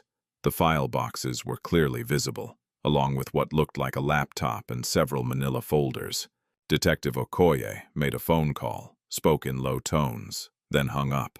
"Judge is issuing a warrant now. Should have it within the hour." "Good work, Mr. Brennan. How did you know to look here?" "Anonymous tip. Someone texted me the location and key code." "Any idea who?" I shook my head. "But whoever it was, they want Richard caught as badly as I do." The search of Richard's boat took 4 hours. They carried out 3 file boxes, 2 laptops, and the external hard drive. Detective Okoye's expression grew grimmer as the inventory expanded. "What did you find?" I asked when she finally emerged from the cabin. "I can't discuss details of an active investigation. But Mr. Brennan, your anonymous tipster did you a significant favor. That's all I can say right now." Sarah and I left the marina as the sun was setting over Puget Sound, painting the water in shades of orange and gold. My phone was buzzing constantly, Richard calling from unknown numbers, Mom sending increasingly desperate texts, even Brandon and Melissa trying to reach me. I ignored them all until we were back at my condo, door locked, curtains drawn. Then I finally listened to one of the voicemails. Richard's voice, tight with barely controlled rage. "You think you're clever, don't you? Sending the police to my boat, digging through my private property. Let me tell you something, Kyle. Everything I did to build a life for this family. Your mother agreed to every decision. You want to paint me as some kind of villain? Fine, but you're going to destroy her in the process. She'll go to prison, too. Think about that while you're playing detective." The message ended. I sat on my couch staring at my phone. He was right about one thing. Mom was going down with him. Accessory charges. Possibly more if they found evidence of her involvement in the hospital thefts. She'd chosen Richard over me 22 years ago, and now that choice was going to cost her everything. I should have felt bad about it. Some part of me wanted to feel guilty, to be the bigger person and find a way to protect her. But mostly I just felt tired and empty and certain that justice mattered more than protecting people who'd spent decades lying to me. My phone buzzed again. This time, it was James Chen. "Kyle, we have a development. Richard's lawyer just reached out. They want to negotiate a settlement." My pulse quickened. "What kind of settlement?" "Full restitution of the trust fund plus accrued interest, approximately $1.4 million. Payment plan over 10 years. In exchange, you drop the criminal complaint and sign a non-disclosure agreement." "No," I said immediately. "Kyle, no. He doesn't get to buy his way out of this. He stole from dying patients. From me. Probably from dozens of other people we haven't found yet. Money isn't enough. A trial could take years. Cost hundreds of thousands in legal fees. And we might lose. Then we lose. But I'm not letting Richard Thornton walk away from this because he can write a check." James was quiet for a long moment. "You're sure?" "I've never been more sure of anything." "All right, I'll inform his counsel that settlement discussions are closed. But Kyle, this means all-out war. Richard's going to come at you with everything he has. Defamation suits, character assassination. Attempts to paint you as a disgruntled stepson with mental health issues. It's going to get ugly. It's been ugly for 22 years, I said. I'm just making sure everyone sees it." After I hung up, Sarah wrapped her arms around me from behind. resting her chin on my shoulder. "You okay?" "Not really, but I will be. Once this is over. What if the trial takes years? What if he really does walk?" I thought about my father, 42 years old and dying, signing documents to protect a son he'd never see grow up. I thought about 18-year-old me, working in the summer heat, believing I had nothing. I thought about Brandon's cars and Melissa's private school and Richard's boat, all bought with money that should have been mine. "Then at least everyone will know the truth," I said. "That's worth something." That night I got another anonymous text. "Check the hard drive, folder named Insurance Claims." He kept everything, every patient, every theft, every falsified document. He's meticulous about his crimes. It's going to bury him. "Who are you?" I typed back. The response came after a long pause. "Someone who made the same mistake your mother did. I chose him over what was right, but I'm not choosing him anymore." Then one final message. Her name was Dorothy Marsh. She was my grandmother. He told me she died with nothing. I found out last year that she left me $340,000. I only got $85,000. The rest disappeared into Richard's pocket. I've been waiting for someone brave enough to stand up to him. Thank you for being that person. I stared at the messages, understanding clicking into place. The anonymous tipster was someone from Richard's own family, someone who'd been victimized and had been quietly gathering evidence, waiting for the right moment. "You deserve justice too," I typed. "When this goes to trial, will you testify?" "Yes, but only when the time is right. Richard can't know it's me yet. He still has power at the hospital, still has connections. I need to stay hidden until you've built the public case." "I understand. Thank you for this, for everything. Thank your father. His trust agreement was so detailed, so well documented, that it gave me the template for what to look for in my grandmother's case. He saved both of us even after death." I looked at the photo of my father on my mantle, at his smile that I barely remembered except through pictures. He'd tried to protect me. He'd done everything right, and Richard had stolen it anyway. But now, finally, the theft was coming to light. Every document, every transaction, every calculated crime that Richard thought he'd gotten away with. The hard drive from the boat would have it all. The detectives would find it, catalog it, build an unshakable case, and somewhere in Richard's meticulous records of his own crimes, there would be proof, ironclad, indisputable proof, that this wasn't a family dispute. This was systematic theft from someone who'd spent 20 years believing he was too smart to get caught. He was about to learn otherwise. The forensic analysis of Richard's hard drive took 3 weeks. 3 weeks of waiting while Detective Okoye's team cataloged years of documented theft. 3 weeks of watching Richard's lawyer spin increasingly desperate narratives on local news. 3 weeks of my phone buzzing with blocked numbers, threatening emails, and social media messages from people I'd never met who'd somehow decided I was the villain in this story. Hospital administrator's stepson launches vindictive campaign after family dispute. Read one headline in a local blog. The article painted me as an ungrateful stepchild who'd never accepted Richard as a father figure, who was now weaponizing the legal system to punish him for perceived slights from childhood. Sources close to the family say Kyle Brennan has struggled with substance abuse and mental health issues. Another article claimed, complete fabrication, but it was out there now, circulating, being shared, becoming truth through repetition. Richard was good at this. 20 years of hospital administration had taught him how to manage public perception, how to get ahead of scandals, how to make himself the sympathetic figure in any narrative. My work email received a concerning message from HR. "Kyle, we've received some inquiries from media regarding your family situation. As a reminder, DataSync expects all employees to maintain professional conduct that reflects positively on the company. Please let us know if this situation might impact your role here." Translation: your public family drama is becoming a liability. Fix it, or we'll fix it for you. I was sitting in my condo at 11 p.m. on a Tuesday, reading through the latest round of character assassination online, when James Chen called. "We got the analysis back from the hard drive," he said without preamble. "Kyle, you need to sit down for this." I'm already sitting. Richard kept detailed records of everything. Every theft, every falsified document, every patient whose estate he pillaged. But there's something else on there, something about your mother. My stomach dropped. What about her? Email correspondence between Richard and Margaret, dating back to 1995. Before they were married. Before your father died. The room went very cold. What do the emails say? They were having an affair, starting at least 6 months before your father's death. And Kyle. James paused, and I could hear him choosing his words carefully. There's an email from your mother to Richard, dated 2 weeks after your father died. She wrote, Paul Chen mentioned Thomas left a substantial trust for Kyle, over $600,000. This could solve all our problems. I stopped breathing.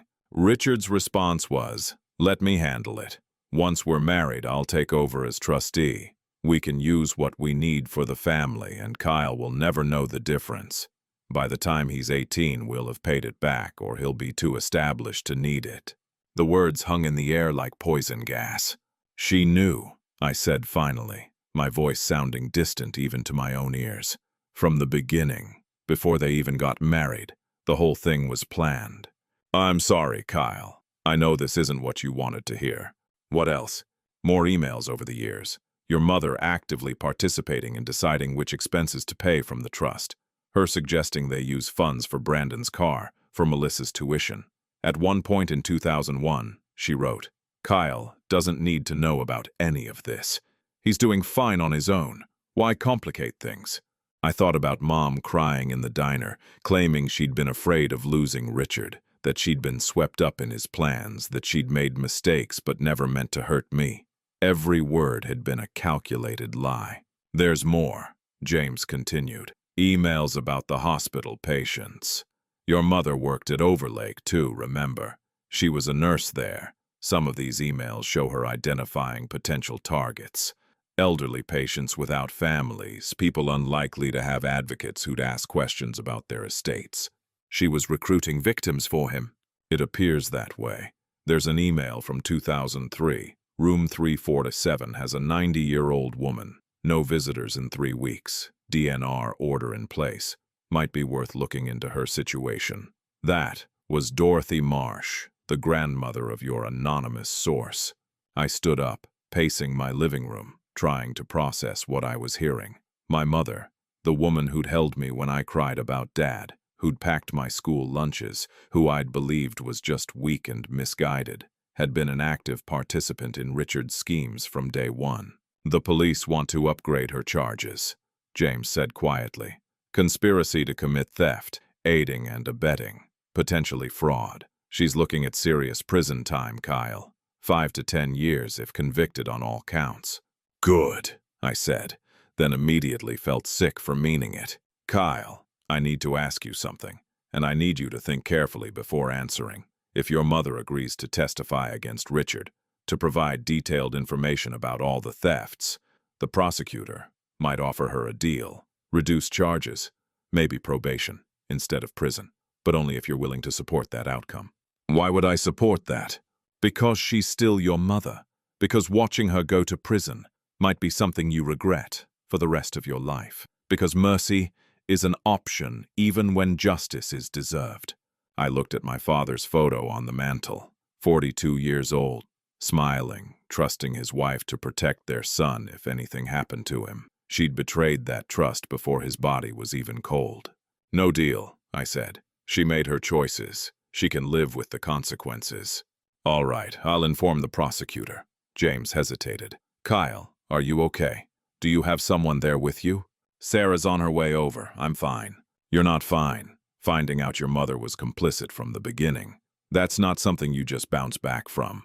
Please talk to someone, a therapist, a friend, someone. After we hung up, I sat in the darkness of my condo, waiting for Sarah, trying to reconcile the mother I'd known with the woman in those emails, planning, calculating, identifying vulnerable patients to steal from, using the trust fund my father died setting up like it was her personal checking account. The doorbell rang.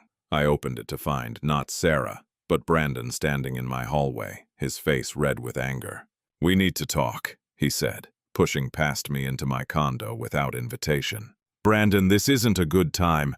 My dad is being destroyed because of you. He whirled to face me. His reputation, his career, everything he built. The hospital put him on administrative leave. His friends won't return his calls. People are calling him a thief and a fraud. And why? Because you can't let go of some ancient family dispute. Ancient family dispute? I stared at him. He stole $680,000 from me. He stole from dying patients. He's a criminal, Brandon. He's my father. And you're trying to put him in prison because you're jealous that I got things you didn't. That's what this is really about, isn't it? You always resented that Dad loved us more than you. The words should have hurt. A year ago, they would have. But now, knowing what I knew, they just felt sad. Brandon, did you ever wonder where the money came from? The cars, the private schools, the house. Your dad's salary couldn't have paid for all that. He was smart with investments. He worked hard. He was stealing. From me, from patients, from anyone he thought wouldn't notice. And your mother, our mother, helped him do it. That's a lie. Mom would never. There are emails, Brandon. Hundreds of them. She and Richard were planning to steal my trust fund before they even got married. She was identifying patients for him to target. She knew everything. Brandon's face went pale. You're making that up. I wish I was. I pulled out my phone, opened the PDF of emails James had sent me, handed it to Brandon. Read them. Read what your father and my mother did together. He scrolled through the messages, his expression shifting from anger to confusion to horror. When he looked up, there were tears in his eyes. She knew about the trust fund the whole time, from the day Dad died, maybe before. But she always said, she told us that you were fine, that you didn't need help, that we were the ones who needed support because of Dad's divorce. He trailed off, realizing what he was admitting. You knew I was struggling. You watched me work 2 jobs through college while you got everything handed to you. And you never once asked why. Brandon sank onto my couch, still staring at the phone. I thought that was just how it was. That you were the stepkid, and we were the real family. Dad always made it seem like he was doing you a favor by letting you live with us.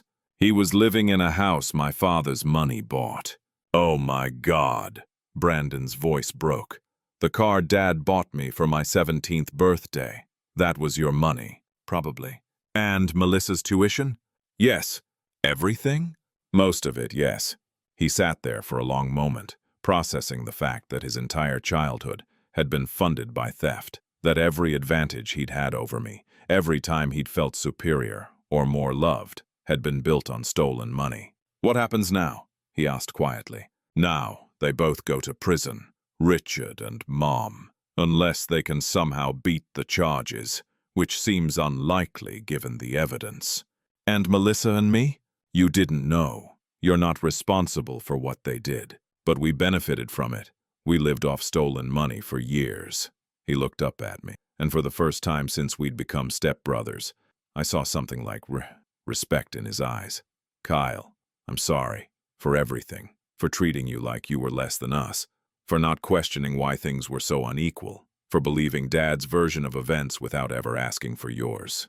The apology caught me off guard. Brandon, and I'm sorry for what I'm about to do. He stood up, handed me back my phone. I'm going to testify. Against both of them. If the prosecutor wants to know what it was like living in that house, watching how they treated you versus how they treated us, I'm going to tell them everything. You don't have to do that. Yes, I do. Because you're right. They're criminals. And someone needs to tell the truth about what they did. He headed for the door, then turned back. For what it's worth, your dad would be proud of you, standing up to them like this. That takes real courage. After he left, I called Sarah. Brandon was just here. What, is everything okay? He read the emails. He's going to testify against Richard and Mom. Wow, that's unexpected. He apologized, Sarah. After 25 years of being treated like I was the lesser stepkid, he actually apologized. People surprise you sometimes, she said gently. In good ways and bad. I'm heading over now. Don't make any major decisions until I get there. But I'd already made my decision, sitting there in the darkness, thinking about my father's trust, about Dorothy Marsh and the other victims, about all the people Richard and Mom had hurt in their systematic campaign of theft. This wasn't about revenge anymore. This was about making sure they never had the opportunity to hurt anyone else. The next morning, I got a call from a number I didn't recognize. Against my better judgment, I answered. Kyle, it's Melissa. I hadn't spoken to my stepsister in months. Hi. Brandon told me what's on the hard drive. About Mom and Dad. About the emails. Her voice was shaky. Is it true? All of it. Yes. I didn't know. I swear, Kyle, I had no idea they were doing any of that.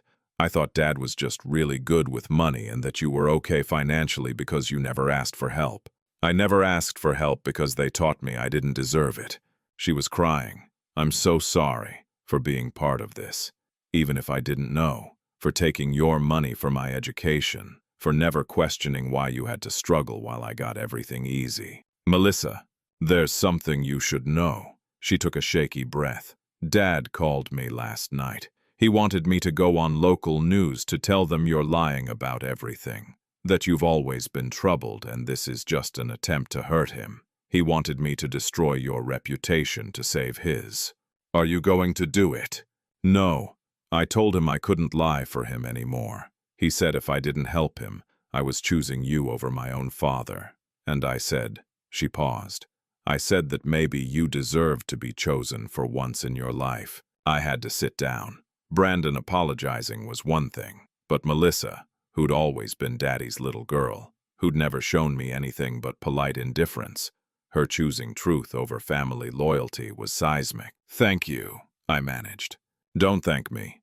I'm 25 years late on this. She sniffled. Kyle, can I ask you something? When this is over, after the trial and everything, is there any chance we could try to actually be family? Like, real family, not the fake version we've been doing. I'd like that, I said, and meant it. After hanging up, I opened my laptop and looked at the website Sarah and I had built. The timeline of theft, the evidence, the documentation of 20 years of systematic fraud. We'd been holding it back, waiting for the right moment to publish. The right moment was now. I added one final section to the site, the emails, with selected messages between Richard and Mom, showing their planning, their targeting of victims, their casual discussions about spending money stolen from a widowed nurse and her young son. Then I added Brandon's written statement, provided with his permission. I lived in the Thornton household for 15 years. I witnessed systematic mistreatment of my stepbrother Kyle, while my father and Margaret used stolen funds to provide advantages to me and my sister. This is my testimony of what I saw. And Melissa's. I received over $180,000 in educational funding that I now know was stolen from my stepbrother's trust fund. I didn't know then, but I know now. The truth matters more than protecting my father's reputation. I titled the site simply, The Thornton Thefts, a 20-year timeline of systematic fraud. Then I posted the URL to my Twitter account, my Facebook, my LinkedIn. I sent it to every local news outlet, every crime blogger, every journalist who'd run Richard's spin stories. Within an hour, it was trending on Seattle Twitter. Within 3 hours, major news outlets were calling for interviews. By evening, Richard's lawyer had issued a cease and desist demanding I take down the defamatory content. I ignored it and watched the truth spread like wildfire across the internet. My phone rang. Detective Okoye. Mr. Brennan, that was either very smart or very stupid. I haven't decided which yet. The evidence is all public record. I just organized it in a way people could understand. Richard's lawyer is screaming about prejudicing potential jurors. But honestly, you just made my job easier. We've had 17 more people call in the last 2 hours claiming Richard stole from their deceased relatives. 17. He's been doing this for decades, and now everyone's paying attention. Good. That's exactly what I wanted. Be careful, Kyle. Cornered animals are dangerous, and you just backed Richard Thornton into a very tight corner. He's going to lash out, probably hard. Watch your back. She was right to warn me. That night, someone smashed the windows of my car in the data sync parking lot. The next morning, I found dog feces smeared on my condo door. My work email was flooded with threats. Someone created a fake Kyle Brennan account and posted lies about me being a con artist, a drug addict, a mentally unstable stalker. Richard was deploying every dirty trick he knew. And it was working. Some people believed him, believed I was the villain. believed this was all some elaborate scheme to frame an innocent man. But more people believed the evidence, the timeline, the emails, the testimony from Brandon and Melissa. The truth was louder than Richard's lies, and it was spreading faster than he could contain it. 3 days after I published the website, James Chen called with news. The prosecutor has enough evidence to move forward. Grand jury indictment came through this morning. Richard's being charged with 12 counts of felony theft, 4 counts of fraud, and 3 counts of forgery. Your mother is being charged as an accessory on 6 counts. What happens now? Arraignment next week. They'll enter pleas. Judge will set bail. Then we start discovery for the criminal trial, which will probably begin in 4 to 6 months. And the civil case. That proceeds separately. We're filing for $1.4 million in damages, the trust fund value plus compound interest. Plus, we're going after the house, the boat, any assets purchased with stolen funds. I want everything, James. Every asset they bought with my money or anyone else's. I want them to lose it all. That's the plan. Kyle, I have to say, in 20 years of practicing law, I've never seen someone fight this hard for justice. Your father would be proud. After hanging up, I walked to my window and looked out over Seattle. The city sparkled in the spring sunlight, indifferent to the small human dramas playing out below. Somewhere out there, Richard was probably plotting his next move. Mom was probably crying, still believing she was the victim in this story. And me? I was finally, after 22 years, telling the truth. My phone buzzed with a text from my anonymous source. The grand jury indictment is public now. My grandmother's case is included. Thank you for giving her justice. Thank you for being brave enough to stand up when everyone else looked away. I couldn't have done it without your help, I typed back. Are you ready for them to know it was you? Not yet, but soon. When the trial starts, I'll come forward. Richard needs to see that his own family is testifying against him. He needs to understand that his manipulation doesn't work anymore. I looked at my father's photo one more time. We're getting there, Dad, I said to the empty room. Justice is slow, but it's coming. I promise you it's coming. And for the first time since this nightmare began, I believed it. The arraignment was scheduled for June 12th at the King County Courthouse, a towering concrete monument to justice that I'd driven past 1,000 times without really seeing. Now walking through its doors at 8:30 a.m., every detail burned into my memory with crystalline clarity. The metal detectors, the echo of footsteps on marble floors, the smell of coffee and nervous sweat from the lawyers clutching their briefcases, and the cameras, dozens of them, local news crews setting up outside courtroom 4C, ready to capture Richard Thornton's public humiliation. James Chen met me at the security checkpoint, looking sharp in a charcoal suit. Media circus out there. You ready for this? Not even a little bit. Good. Healthy fear keeps you sharp. He guided me toward the courtroom. Remember, this is just administrative. Richard and your mother will enter their pleas. Judge will set bail terms, then we schedule the actual trial. Don't react to anything they say or do. Don't make eye contact if you can help it. What if they try to talk to me? They won't. Their lawyer will make sure of it. The last thing Richard needs is more evidence of his character on camera. We pushed through the courtroom doors into a wood-paneled space that felt like it belonged in a different century. The gallery was already filling. Reporters, curious citizens, and in the front row, Brandon and Melissa sitting together, both looking like they hadn't slept in days. Melissa caught my eye and gave a small, sad wave. I nodded back. Then the side door opened and they brought Richard in. He'd aged a decade in the 6 weeks since I'd confronted him in his kitchen. His hair had gone completely gray at the temples. His expensive suit hung loose on a frame that had lost weight, and there was something broken in his posture. Shoulders hunched, head down, the confident hospital administrator, replaced by a man who knew his kingdom was crumbling. Behind him came Mom, escorted by a female deputy. She looked even worse, gaunt, pale, her eyes red-rimmed from crying. When she saw me in the gallery, her face crumpled, and she mouthed something that might have been, "I'm sorry," or "please," or just a wordless plea for mercy I wasn't prepared to give. I looked away. All rise.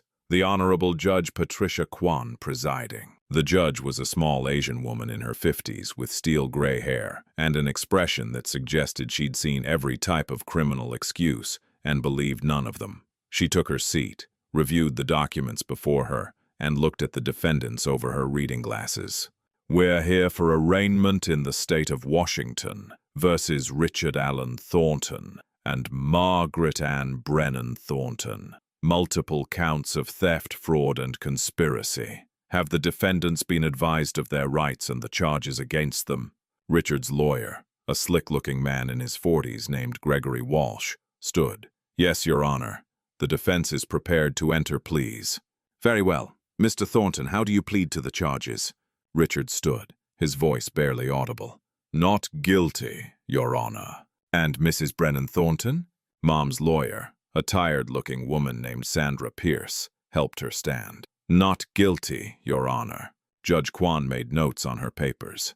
"Bail is set at $500,000 each. Defendants will surrender their passports and are prohibited from leaving King County without court approval. Trial date is set for October 15th. Discovery deadline is August 30th. She looked directly at Richard and Mom. "I've reviewed the evidence submitted by the state. This appears to be systematic, premeditated theft over multiple years involving vulnerable victims.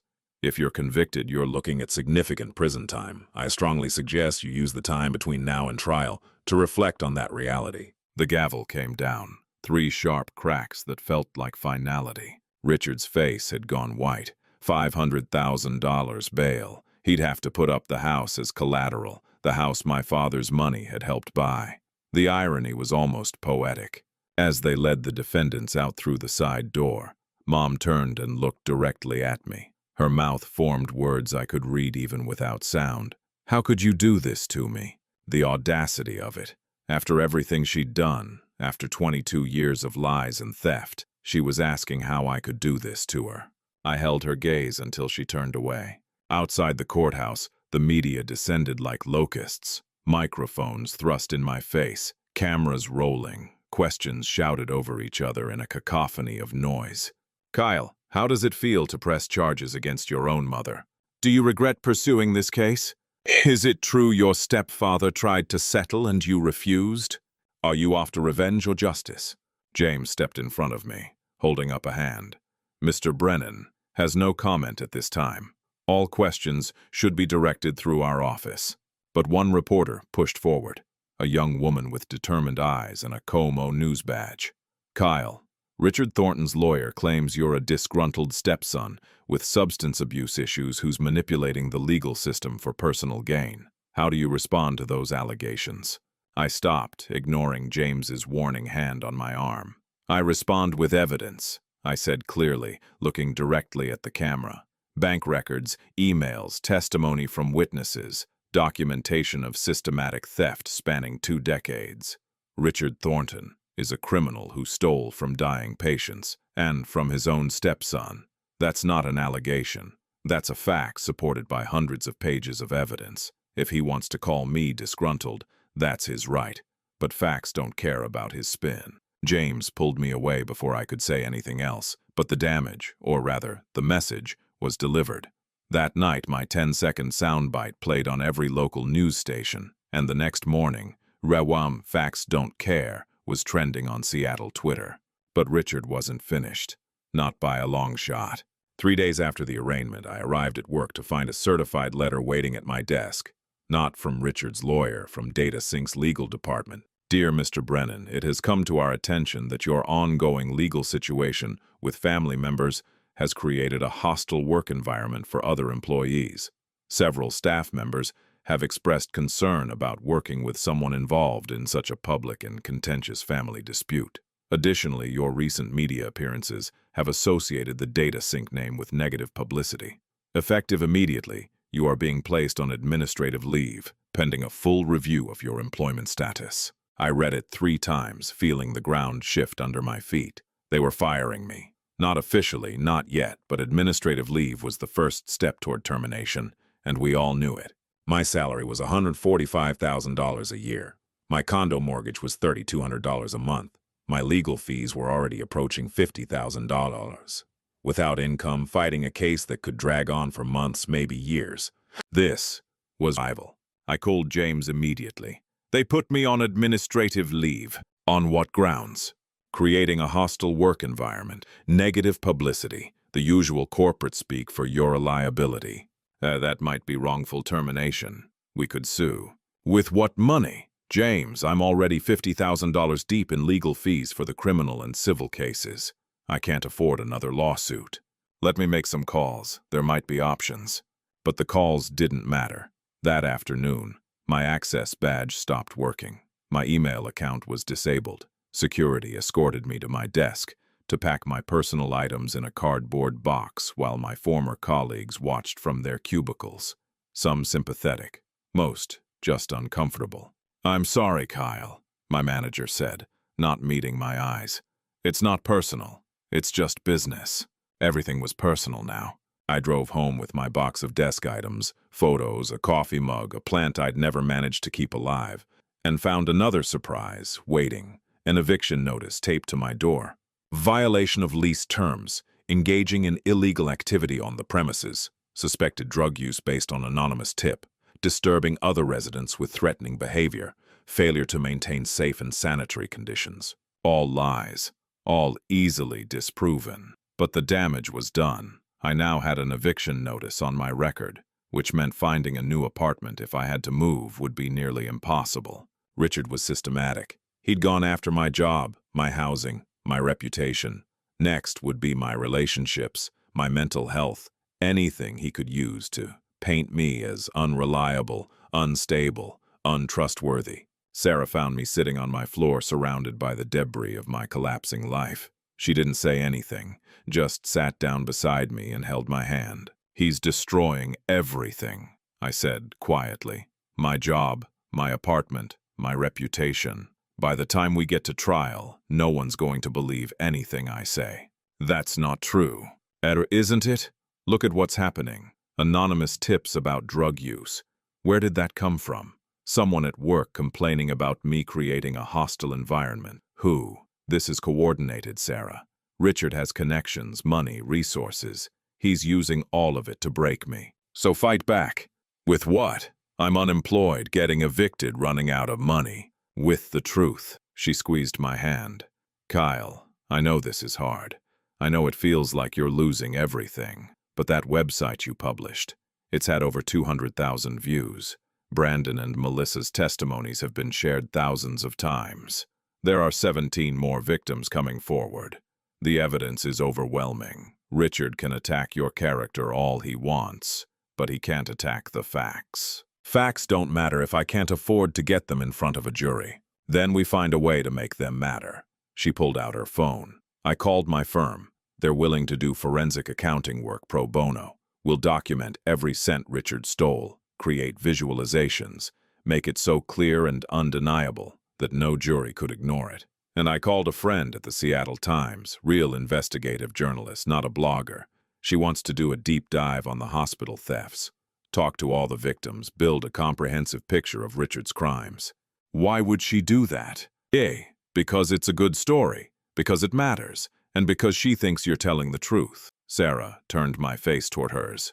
"You're not alone in this, Kyle. You have me, you have James, you have Brandon and Melissa. You have dozens of victims who've been waiting years for someone to stand up to Richard. Don't let him win by making you think you're isolated." I wanted to believe her. But sitting there on the floor of my apartment, surrounded by eviction notices and termination letters, it was hard to see how this ended in anything but my complete destruction. My phone buzzed. Another unknown number. I almost didn't answer, expecting more threats. But something made me pick up. "Kyle Brennan." "Yes." "My name is Marcus Chen. I'm James's cousin, but we're calling about a different matter. I run an employment law firm here in Seattle. James mentioned your situation at DataSync, and I'd like to offer my services." "I can't afford." "Pro bono. What they did to you is textbook wrongful termination, placing you on administrative leave for being a victim of a crime, for pursuing legal justice. That's retaliation, and it's illegal. Let me file a complaint with the State Labor Board and a civil suit against DataSync. Worst case, we lose and you're where you are now. Best case, we win and you get reinstated with back pay, or we settle for enough to cover your legal expenses." A lifeline. Small, uncertain, but there. Okay, I said. Thank you. Thank your father. James told me about the trust fund, about what Richard did. My dad died when I was young, too. Left money for my education that helped change my life. The idea that someone would steal that from a kid makes me sick. This is personal for me, too. After hanging up, I looked at Sarah. Maybe you're right. Maybe I'm not as alone as I thought. You're definitely not alone. She pulled me to my feet. Now come on. We have work to do. Discovery deadline is in 10 weeks, and we're going to bury Richard Thornton in so much evidence that his own lawyer will recommend he plead guilty. The next 2 months were a blur of depositions, document reviews, and psychological warfare. Richard's legal team fought every request for information, claiming attorney-client privilege, spousal privilege, work product immunity, anything to slow down the discovery process.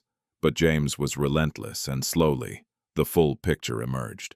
Richard had stolen from at least 23 different patients over 19 years. Total, estimated theft, $2.7 million. He'd used shell companies to hide the money, fake charities to launder it, and a network of complicit associates to help him identify and exploit vulnerable targets. Mom had been involved in at least 8 of the thefts, providing inside information about patients, helping falsify documents, and actively participating in the deception. Her nursing license was suspended, pending investigation, by the State Medical Board. The house in North Seattle, the vacation property in Spokane, Richard's boat, 2 cars, investment accounts, all bought partially or entirely with stolen funds. James filed liens on everything, freezing their assets pending the outcome of the criminal trial. Brandon and Melissa were deposed. Both told the same story. A childhood watching their father treat me like a servant while showering them with advantages they'd thought were earned, not stolen. Both committed to testifying at trial. My anonymous source, Richard's niece, named Charlotte, finally came forward publicly. Her grandmother, Dorothy Marsh's case, became the centerpiece of the prosecution's pattern and practice argument. 3 generations of theft, my father's trust, Dorothy's estate, and Charlotte herself, who discovered that Richard had borrowed $40,000 from her for business expenses in 2015 and never paid it back. He steals from family like it's a hobby, Charlotte told reporters. And he does it with a smile, making you feel grateful for the scraps he lets you keep. Through it all, Richard maintained his innocence. His lawyer spun elaborate theories about misunderstandings, administrative errors, and a vindictive stepson with mental health issues. But the evidence kept mounting, and the theories kept collapsing under their own weight. In late August, Gregory Walsh reached out to James with a new settlement offer. Richard will plead guilty to 1 count of felony theft in your case only. He'll make full restitution of the trust fund plus interest, $1.4 million. He'll serve 18 months in minimum security prison and 3 years probation. In exchange, the state drops all other charges, and you sign a comprehensive NDA, agreeing never to discuss the case publicly. James called me immediately. This is a good offer, Kyle. Guaranteed restitution, guaranteed prison time, no risk of trial. If we go to court and lose, we won't lose! But if we do, Richard walks free and you get nothing. Is that a risk you're willing to take? I thought about it. 18 months in minimum security. A country club prison where white-collar criminals played tennis and took business classes. 3 years probation that Richard would probably serve without incident. An NDA that would silence me forever, prevent me from warning others about what he'd done. And none of the other victims would get justice. Dorothy Marsh's estate, the other 22 patients Richard had stolen from, all of that would disappear, swept under a plea deal that protected him from the full consequences of his crimes. No, I said. No deal. We go to trial on all charges and we let a jury decide whether Richard Thornton deserves to walk free after stealing millions from dying patients. Kyle, I have to warn you. I know the risks. I know we might lose. But James, if we take this deal, Richard gets away with it. He spends 18 months in a nice prison and comes out with his pride intact and most of his money protected. That's not justice. That's just expensive publicity management. James was quiet for a long moment. All right, I'll inform Walsh that settlement discussions are closed. We're going to trial. All of us. Every charge, every victim, everything on the table. You're sure? I looked at my father's photo on the mantel, at the man who died trying to protect me and failed only because the people he trusted had betrayed him. I'm sure. The week before trial began, Richard made one final play. A letter arrived at my new apartment. I'd managed to find a small studio in Capitol Hill after fighting the eviction notice. Handwritten, personal, marked, private and confidential. Kyle, I know you won't believe this, but I never meant to hurt you. What started as temporary borrowing spiraled into something I couldn't control. I made terrible choices, and I'm prepared to face the consequences. But your mother, Margaret, she didn't deserve this. She was trying to survive, trying to build a life after losing Thomas.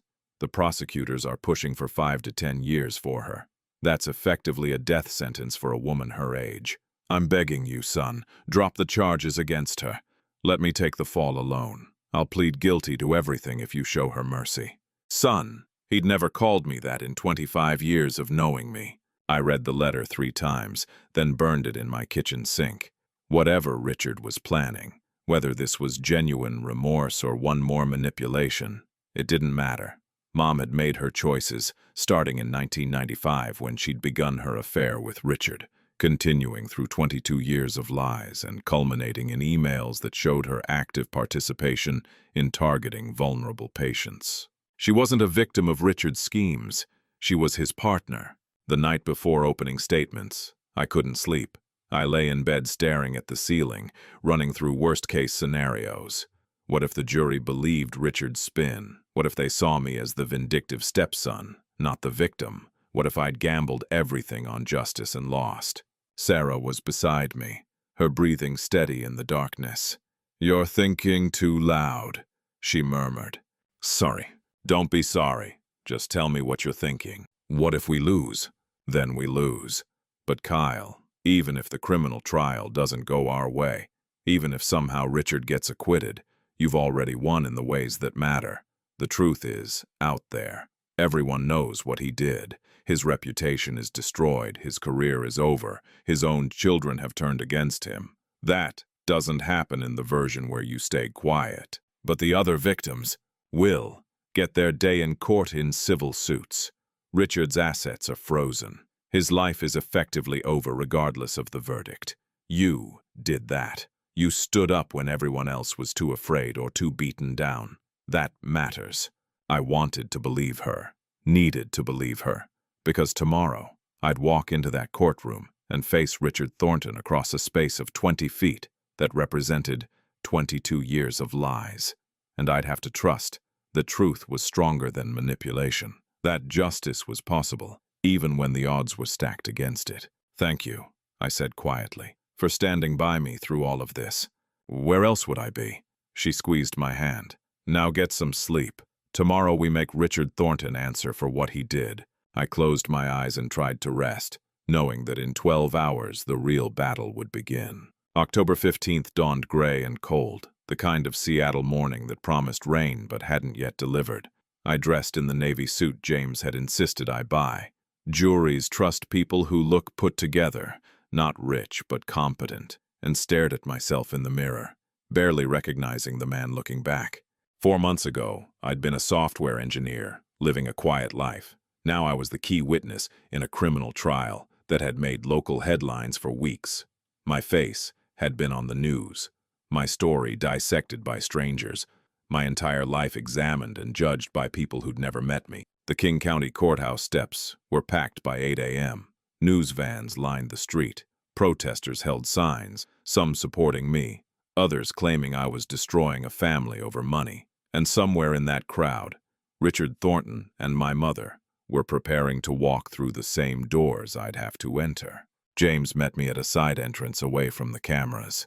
"You ready? Is anyone ever ready for something like this?" "Fair point." He guided me through security and toward courtroom 4C. "The prosecutor is starting with the hospital thefts, establishing pattern and practice. You won't testify until day 3 or 4. For now, you just watch and stay calm. No reactions, no matter what Richard's lawyer says. What will he say? Everything he can to make you look vindictive, unstable, or motivated by greed. Don't take the bait. The evidence speaks for itself. The courtroom was already packed when we entered. I scanned the gallery and found Sarah in the third row, sitting beside Marcus Chen, who'd taken my employment case. Behind them sat at least a dozen people I didn't recognize. Reporters, probably, or family members of other victims. And there, in the front row behind the defense table, sat Brandon and Melissa, both dressed formally, both looking terrified. When Brandon saw me, he nodded once. Solidarity. The side door opened, and deputies led Richard and my mother to their respective tables. Richard wore an expensive suit that hung looser than it should have, his face drawn and pale. Mom looked even worse, gaunt to the point of skeletal, her eyes hollow, wearing a simple dress that made her look like she'd already given up. For a moment, I felt something that might have been pity. Then I remembered the emails, the 22 years of lies, and the feeling evaporated. All rise. The Honorable Judge Patricia Kwan presiding. The judge entered, took her seat, and surveyed the packed courtroom with an expression that suggested she'd seen this circus before and wasn't impressed. We're here for the criminal trial of State of Washington versus Richard Allen Thornton and Margaret Ann Brennan Thornton. Is the prosecution ready? Assistant District Attorney Maria Santos stood. She was in her mid-40s with dark hair pulled back severely and the kind of presence that filled a room without effort. James had told me she'd built her reputation prosecuting financial crimes and had a conviction rate above 90%. And the state is ready, Your Honor. Defense? Gregory Walsh stood, his expression radiating false confidence. Ready, Your Honor. Very well. We'll begin with jury instructions, then opening statements. Counsel, approach. The next hour was procedural. Jury selection had happened weeks earlier. 12 people who'd somehow avoided hearing about this case in a city where it had dominated local news. Judge Kwan gave them instructions about reasonable doubt, burden of proof, the presumption of innocence. Standard language that felt anything but standard when you were living it. Then, Maria Santos approached the jury box for her opening statement. Ladies and gentlemen, this case is about trust. Her voice carried clearly through the courtroom. Not just the legal instrument called a trust fund, though that's certainly part of it. This case is about the trust we place in the people who are supposed to care for us, the trust patients place in hospital administrators, the trust families place in each other, the trust a dying man placed in his wife to protect their son. She walked slowly in front of the jury, making eye contact with each member. Thomas Brennan died in 1995 at age 42. Heart attack, sudden and devastating. But before he died, he did something that millions of parents do. He set up a trust fund to protect his only son, Kyle. $680,000. A life insurance policy plus the sale of his accounting practice. Money that was supposed to be managed carefully, invested wisely, and given to Kyle when he turned 18. Maria paused, letting the number sink in. Instead, Richard Thornton, the man Thomas's widow married just months after his death, systematically stole that money. He used it to buy houses, cars, vacations. He used it to fund private schools for his own children, while Kyle worked 2 jobs to pay for community college. He spent every cent of that trust fund over 6 years, and when Kyle turned 18 and should have received his inheritance, he got nothing. $0. Not even an explanation. I watched the jury's faces. Several were frowning. One woman's eyes had gone wide. But the theft didn't stop there. Over 19 years, Richard Thornton stole from at least 23 different patients at Overlake Medical Center, where he worked as an administrator. Elderly people dying without families. Estates that should have gone to charities. Vulnerable individuals who trusted the hospital system to handle their affairs ethically. Mr. Thornton saw them as opportunities. He saw trust as something to exploit. Maria picked up a document from her table. You're going to hear testimony from Kyle Brennan, from Richard's own children, from other victims, and from forensic accountants who tracked every stolen dollar. You're going to see emails where Richard and Margaret Brennan Thornton planned these thefts, celebrated their successes, and mocked the people they were stealing from. And when you've heard all the evidence, I'm confident you'll conclude that these defendants are guilty of systematic, premeditated theft from the most vulnerable people in our community." She returned to her seat. The courtroom was silent except for the hum of the ventilation system. Gregory Walsh stood for the defense's opening. He buttoned his suit jacket and approached the jury with a sad smile that I immediately wanted to punch off his face. "My client, Richard Thornton, is a good man who made some bad decisions." He spoke in a softer tone than Maria, confiding rather than accusing. For 24 years, he served Overlake Medical Center with distinction. He saved the hospital millions through efficient management. He was beloved by staff and trusted by patients. And yes, he made mistakes with his stepson's trust fund, mistakes he's prepared to take responsibility for. Walsh gestured toward Richard, who looked appropriately remorseful. But mistakes aren't crimes. Family financial decisions, made jointly with his wife, Kyle's mother, who had every legal right to redirect those funds, aren't theft. They're the messy, complicated reality of blended families trying to survive. Richard and Margaret were drowning financially when they married. She was a widow with a young son. He was a divorced father paying massive child support. They made a choice. Controversial perhaps, maybe even wrong, but a choice they believed was necessary for their family's survival. I felt my hands clench into fists. James put a warning hand on my arm. "As for the allegations about hospital patients," Walsh continued, "you're going to hear a lot of speculation, a lot of suspicious-looking transactions, but very little actual proof of criminal intent. Hospital administration is complicated. Estate management is complicated. Sometimes funds get redistributed in ways that look questionable to outsiders, but are actually perfectly legal administrative decisions." He paused, looking at each juror. "The prosecution wants you to believe Richard Thornton is some kind of criminal mastermind who spent 2 decades systematically defrauding people. The truth is much simpler and much sadder. He's a man who made some poor choices during financial hardship, who's been vilified by a stepson who never accepted him as family, and who's now facing criminal charges for what should have been a family matter resolved privately." Walsh sat down. Several jurors were nodding slightly. My stomach sank. "The prosecution may call its first witness," Judge Kwan said. "The state calls Charlotte Marsh." My anonymous source stood from the gallery, walked through the wooden gate, and took the oath. She was 34, blonde, dressed conservatively in a gray suit. Her hands shook slightly as she sat in the witness box. Maria approached gently. "Ms. Marsh, can you tell the jury about your grandmother?" "Dorothy Marsh. She died in 2003 at Overlake Medical Center.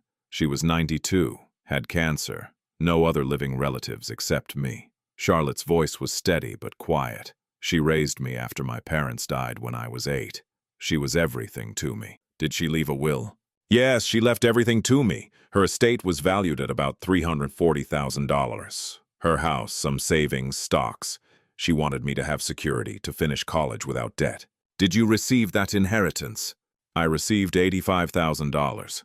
The hospital said the rest went to administrative costs, medical bills that weren't covered, estate taxes.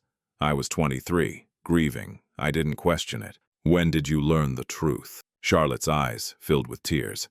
"Last year, I was going through some of my grandmother's things and found old letters from her lawyer, questioning the estate settlement. It mentioned the original amount, $340,000.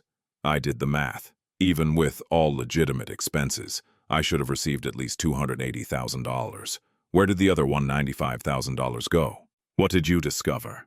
"That Richard Thornton, as hospital administrator, had control over how deceased patients' estates were processed.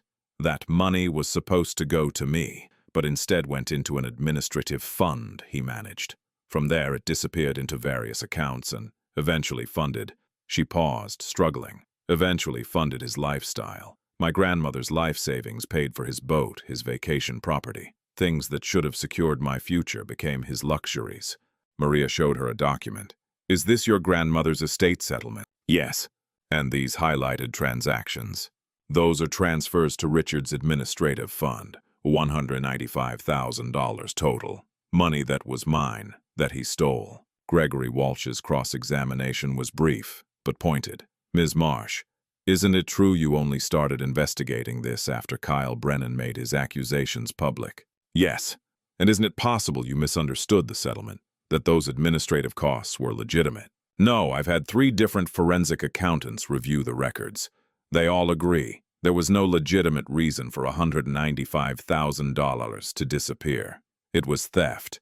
But you never questioned it at the time. I was 23 and grieving. I trusted the hospital. I trusted the system. Charlotte looked directly at Richard. I trusted that my uncle by marriage wouldn't steal from his own niece. The word uncle landed like a bomb. Several jurors looked at Richard with new horror. He'd stolen from family. Walsh had no more questions.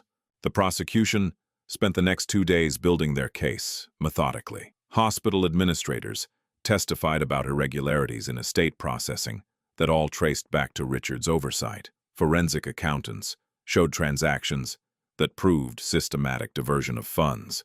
The jury saw spreadsheets, timelines, bank records, mountains of evidence that painted an unmistakable picture. On day 3, Maria called Brandon Thornton. My stepbrother walked to the stand looking like he hadn't slept in weeks. He avoided looking at Richard, kept his eyes fixed on Maria as he took the oath. "Mr. Thornton, you're the biological son of the defendant Richard Thornton, correct?" "Yes." "Tell the jury about growing up in the Thornton household." Brandon took a breath. "My dad married Margaret in 1996. I was 14. Her son Kyle was 11. From the beginning, there was a difference in how we were treated." "What kind of difference?" "Everything. I got a new car at 17. Kyle had to borrow his mom's beat-up sedan. I went to Washington State with full funding. Kyle worked 2 jobs and took out loans for community college. Melissa got Chapman University private school, $45,000 a year. Kyle got nothing. I thought that was normal, that stepped kids just got less." "When did you learn otherwise?" "When Kyle showed me the emails. When I saw that the money for my car, my school, everything came from a trust fund his dead father had left him. When I realized my entire childhood was funded by theft." Brandon's voice broke. "I drove a car that should have been Kyle's. I went to college on his money. Everything I achieved was built on stolen wealth, and I didn't even know it." "What was your father's explanation for the disparity?" "He said Kyle needed to learn independence, that we were his real children, and Kyle was just his wife's kid, that we deserved more because we'd been with him longer." Brandon finally looked at Richard. "He made us believe Kyle was lucky to be part of our family. But really, we were lucky Kyle didn't realize he was funding our entire lifestyle." Gregory Walsh approached for cross-examination, his expression skeptical.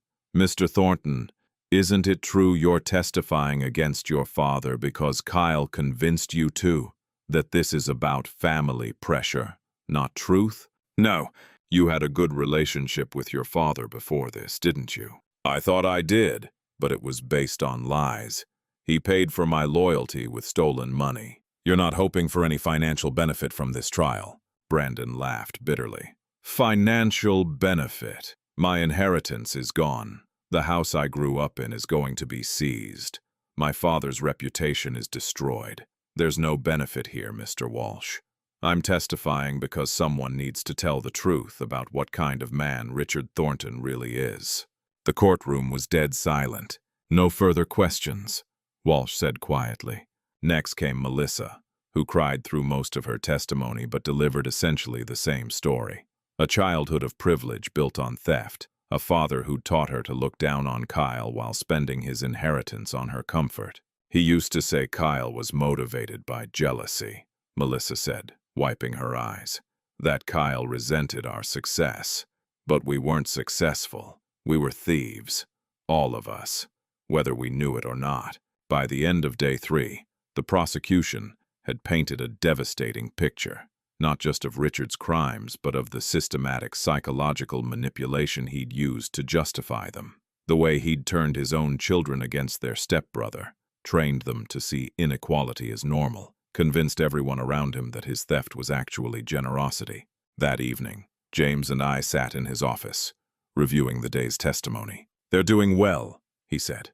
"Brandon and Melissa were credible, emotional, but not hysterical. The jury's connecting with them. What about when I testify? Tomorrow, you're the last major prosecution witness. Walsh is going to come at you hard, questioning your motives, your memory, trying to paint you as vindictive. Don't take the bait. Answer questions simply and honestly. Let the documents speak for themselves. What if I screw this up? You won't. You've been preparing for this your entire life, Kyle. Every time Richard made you feel small, every time your mother chose him over you, every hour you worked to pay for school that should have been free, it all led to this moment. Tell your story. Let the jury see what was taken from you. I went home and tried to sleep, but couldn't. Tomorrow I'd sit in that witness box and face Richard Thornton across 20 feet of courtroom space. Tomorrow I'd tell 12 strangers about the worst parts of my life and trust them to believe me. Tomorrow I'd finally have my say. At 9:47 a.m. on October 18th, Maria Santos called my name. The state calls Kyle Thomas Brennan. I stood on shaking legs and walked toward the witness stand, past Richard, who kept his eyes fixed on the table, past my mother, who was crying quietly. I placed my hand on the Bible and swore to tell the truth, the whole truth, and nothing but the truth. And then I sat down to do exactly that. Maria Santos approached the witness stand with a gentle expression that somehow made me feel both safe and exposed. The courtroom was packed, every seat filled, the air thick with anticipation. Mr. Brennan, let's start at the beginning. Tell the jury about your father. I took a breath, gripping the armrest of the witness chair. Thomas Brennan. He died when I was 11. Heart attack at work. Sudden. He was an accountant, had his own small practice. Good man, patient. He used to help me with homework even though he'd worked all day. My voice cracked. He'd tell me he was working so hard to make sure I'd have opportunities he never had. What happened after he died? Mom and I struggled. She was a nurse, made decent money, but without Dad's income, we were barely scraping by. I remember her crying at night over bills, trying to hide it from me, but our apartment was small. I heard everything. When did Richard Thornton enter your life? 6 months after Dad died. He was at the funeral, worked with Mom at the hospital. He started coming around, helping with things, fixing the sink, bringing groceries. It felt like relief at the time, like maybe we'd be okay. When did they marry? 8 months after Dad died. Quick courthouse wedding. I wore the same suit from the funeral. It still didn't fit. A few jurors smiled sadly. What was life like in the Thornton household?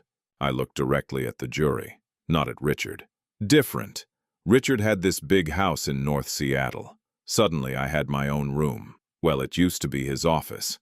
Smallest room in the house, but still, there was always food. Mom seemed happy. I thought we'd gotten lucky. When did that change? Gradually. Brandon and Melissa already lived there, his kids from his first marriage. They got new things. New clothes, new electronics. I got hand-me-downs. Brandon got a car at 17. When I turned 17, Richard sat me down and explained that cars weren't free, that I needed to learn responsibility, earn my own way. Maria pulled out a document. Do you recognize this? That's the Honda Civic registration. Brandon's car, purchased March 1998 for $1,800. And where did that money come from? According to the bank records, it came from my trust fund, the one I didn't know existed. Tell the jury about college. The memories flooded back, sharp and bitter. I worked construction the summer after high school, saved $2,400, got into University of Washington.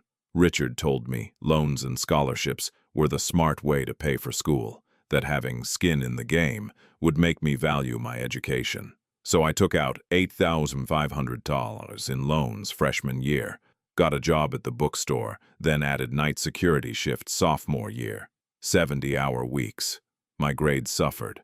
I was exhausted all the time. Meanwhile, what was happening with Richard's biological children? Brandon was at Washington State with full funding. Melissa was touring private schools. She ended up at Chapman. $45,000 a year, 4 years all paid. I did the math once. Her education cost $180,000. Mine cost me $34,000 in debt I spent 8 years paying off. Maria showed me another document. Bank statement from the trust account, July 2000. What does this show? $20,000 transferred out. Memo line says educational expenses. M. Thornton. That's Melissa. My trust fund paid for her private school deposit while I was working security shifts to afford textbooks. Several jurors were shaking their heads. When did you learn about the trust fund? April of this year. James Chen called me, Paul Chen's son, the lawyer who'd set it up originally. He'd found documents showing a $680,000 trust that should have been released to me when I turned 18. I was 32. That was 14 years of not knowing I'd already paid for college, for a house, for everything. 14 years of believing I was starting from zero when I'd actually started from substantial wealth. What did you do? I researched property records, bank statements, everything I could access publicly. I built a timeline. Every major purchase Richard made after 1997 correlated with withdrawals from my trust fund. The down payment on this house, $77,000 from the trust. Brandon's car, trust fund. Melissa's tuition, trust fund, everything. How did you feel when you discovered this? I paused, trying to find words adequate for that moment. Hollow, like my entire life had been a lie. Every time Richard told me I needed to work harder, be more responsible, earn my place, he was spending my inheritance. Every time I felt grateful for a roof over my head, I was living in a house my father's money had bought. It was like learning my whole identity was built on fraud. Did you confront them? Yes. My mother first, then Richard. Mom admitted they'd borrowed from the trust, but claimed they'd meant to pay it back. Richard tried to justify it as family financial management. When I wouldn't accept that, they tried to buy my silence. Settlement offers, NDAs, anything to keep this quiet. Why didn't you accept a settlement? Because this wasn't just about me. I looked at Charlotte Marsh in the gallery. When I started investigating, I found other victims, hospital patients, elderly people who died alone, whose estates disappeared into Richard's accounts. Dorothy Marsh lost $195,000. There were 23 others we've identified so far. Taking a settlement would have meant letting Richard get away with decades of theft from the most vulnerable people. I couldn't do that. Even though it cost you your job, your reputation, even though it cost me everything. Some things matter more than career or comfort. Justice matters. Truth matters. Maria nodded. Thank you, Mr. Brennan. No further questions. Gregory Walsh stood immediately, radiating false sympathy. Mr. Brennan, I'm sorry for everything you've been through. Truly. But I need to ask you some difficult questions. I understand. You never liked Richard, did you? From the very beginning. That's not true. I was grateful for... You resented him for replacing your father. No, I was 11 and grieving. I wanted Mom to be happy. But you never fully accepted him as family, did you? You called him Richard, not Dad. He asked me to call him Richard. He said he wasn't trying to replace my father. Walsh smiled thinly. Convenient answer. Mr. Brennan, isn't it true that you've struggled with employment? That you've been fired from multiple jobs? I've been fired from one job. Data sync 4 months ago after I filed criminal charges against Richard. They claimed it was about publicity, but the timing was suspicious. And before that, I was promoted twice at Data Sync and worked there for 8 years. Before that, different companies, normal career progression. What about mental health issues? Haven't you sought therapy? Yes. After discovering my family had stolen from me and lied for 2 decades, I saw a therapist. That's called healthy coping, not mental illness. What about substance abuse? My jaw tightened. I don't use drugs. That allegation came from an anonymous tip to my landlord, likely fabricated by someone trying to discredit me. Someone? Or do you mean Richard? Yes, Richard or his associates. The timing coincided with filing charges. Walsh paced in front of the jury. Mr. Brennan, you're asking this jury to believe that Richard Thornton, a respected hospital administrator for 24 years, systematically stole from dying patients and his own stepson. That's quite an accusation. It's not an accusation. It's documented facts supported by bank records, emails, and testimony from multiple witnesses, including Richard's own children. His children, who you've turned against him. His children, who learned the truth and chose to testify. I didn't turn anyone against anyone. The evidence did that. Walsh picked up a document. This trust agreement from 1995. It says funds can be used for the beneficiary's benefit. That's you, including reasonable expenses related to housing, education, and welfare. Couldn't one argue that providing you with a stable home environment, good schools, family structure, that all constitutes reasonable expenses? Not when those expenses primarily benefit other children, while the beneficiary works 2 jobs to survive. But you did survive. You have a good career, a college degree. You turned out fine, despite these alleged hardships. Doesn't that prove Richard's method worked? The victim blaming was breathtaking. I succeeded despite Richard stealing from me, not because of it. The question isn't whether I survived. It's whether he had the right to steal my father's legacy and spend it on his own children while teaching me to be grateful for scraps. Scraps! You lived in a beautiful home, had food and shelter, paid for with my money. Your mother's money, technically. She was the beneficiary of your father's life insurance, which was placed in trust for me. Legally, unambiguously. That money was mine at 18. Walsh switched tactics. Mr. Brennan, how much money are you seeking in the civil case? Full restitution of the trust fund plus compound interest. Approximately $1.4 million. That's a lot of money. Enough to retire on, perhaps. Enough to compensate for what was stolen. Or enough to make this whole crusade worthwhile. You've spent months pursuing this case, destroyed family relationships, caused immense pain to your mother, all for money. No! My voice hardened. All for justice. The money is restitution, not motivation. If this were only about money, I'd have taken one of Richard's settlement offers and walked away rich and silent. But you didn't. You wanted revenge. I wanted truth. You wanted to destroy the man who raised you. I wanted to stop the man who stole from me and dozens of others. There's a difference. Walsh was getting frustrated. I could see it in his tightening jaw. Mr. Brennan, your mother is facing prison time because of your accusations. 5 to 10 years. You understand that? I understand she participated in crimes and now faces consequences. She's 60 years old. Prison at that age. Dorothy Marsh was 92 when Richard stole from her estate. Age doesn't excuse theft. But she's your mother. Doesn't that mean anything to you? I met his eyes steadily. She stopped being my mother when she chose Richard over me, when she helped identify vulnerable patients for him to steal from, when she spent 22 years lying to me about where the money came from. Yes, she's my biological mother. That doesn't make her innocent. Walsh changed direction again. You've made this case very public. Website, media interviews, social media campaigns. Why?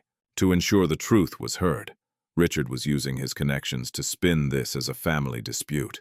Making it public meant the evidence couldn't be buried. Or it meant you could destroy his reputation, regardless of the trial's outcome. If the truth destroys his reputation, that's his fault, not mine. You don't feel any guilt about what this has done to your family? My family destroyed itself through decades of theft and lies. I just made sure everyone knew about it. Walsh tried several more approaches, questioning my timeline, suggesting my evidence was circumstantial, implying I'd manipulated Brandon and Melissa. But I'd spent 4 months preparing for this. Every answer was backed by documentation. Every accusation was refuted with facts. Finally, he gave up. No further questions. Redirect? Judge Kwan asked Maria. Briefly, Your Honor. Maria approached again. Kyle, Mr. Walsh suggested you're motivated by revenge. Is that accurate? No, I'm motivated by preventing future victims. As long as Richard was free and unpunished, he could continue stealing from vulnerable people. This trial ensures that stops. Wait, and your mother? Do you feel any conflict about her facing charges? Every day. She's still the person who raised me, who I loved for 32 years. But she made choices. She chose to participate in these crimes. Feeling conflicted doesn't mean protecting her from consequences. Thank you. Nothing further. I stepped down from the witness stand at 3:47 p.m., my legs shaking, my shirt soaked with sweat.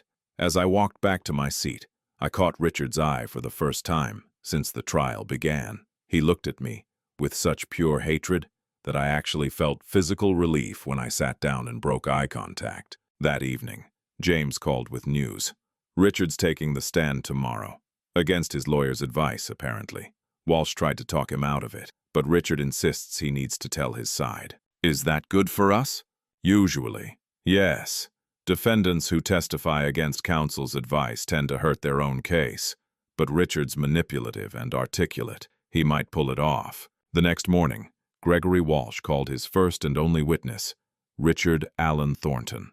Richard walked to the stand with his head held high, some of his old confidence returning. He wore his best suit, looked directly at the jury, and took the oath without hesitation. Walsh started gently. Richard, tell the jury about your life before you met Margaret Brennan. I was going through the hardest time of my life. Divorce, fighting for custody of my children, drowning in debt from legal fees and child support.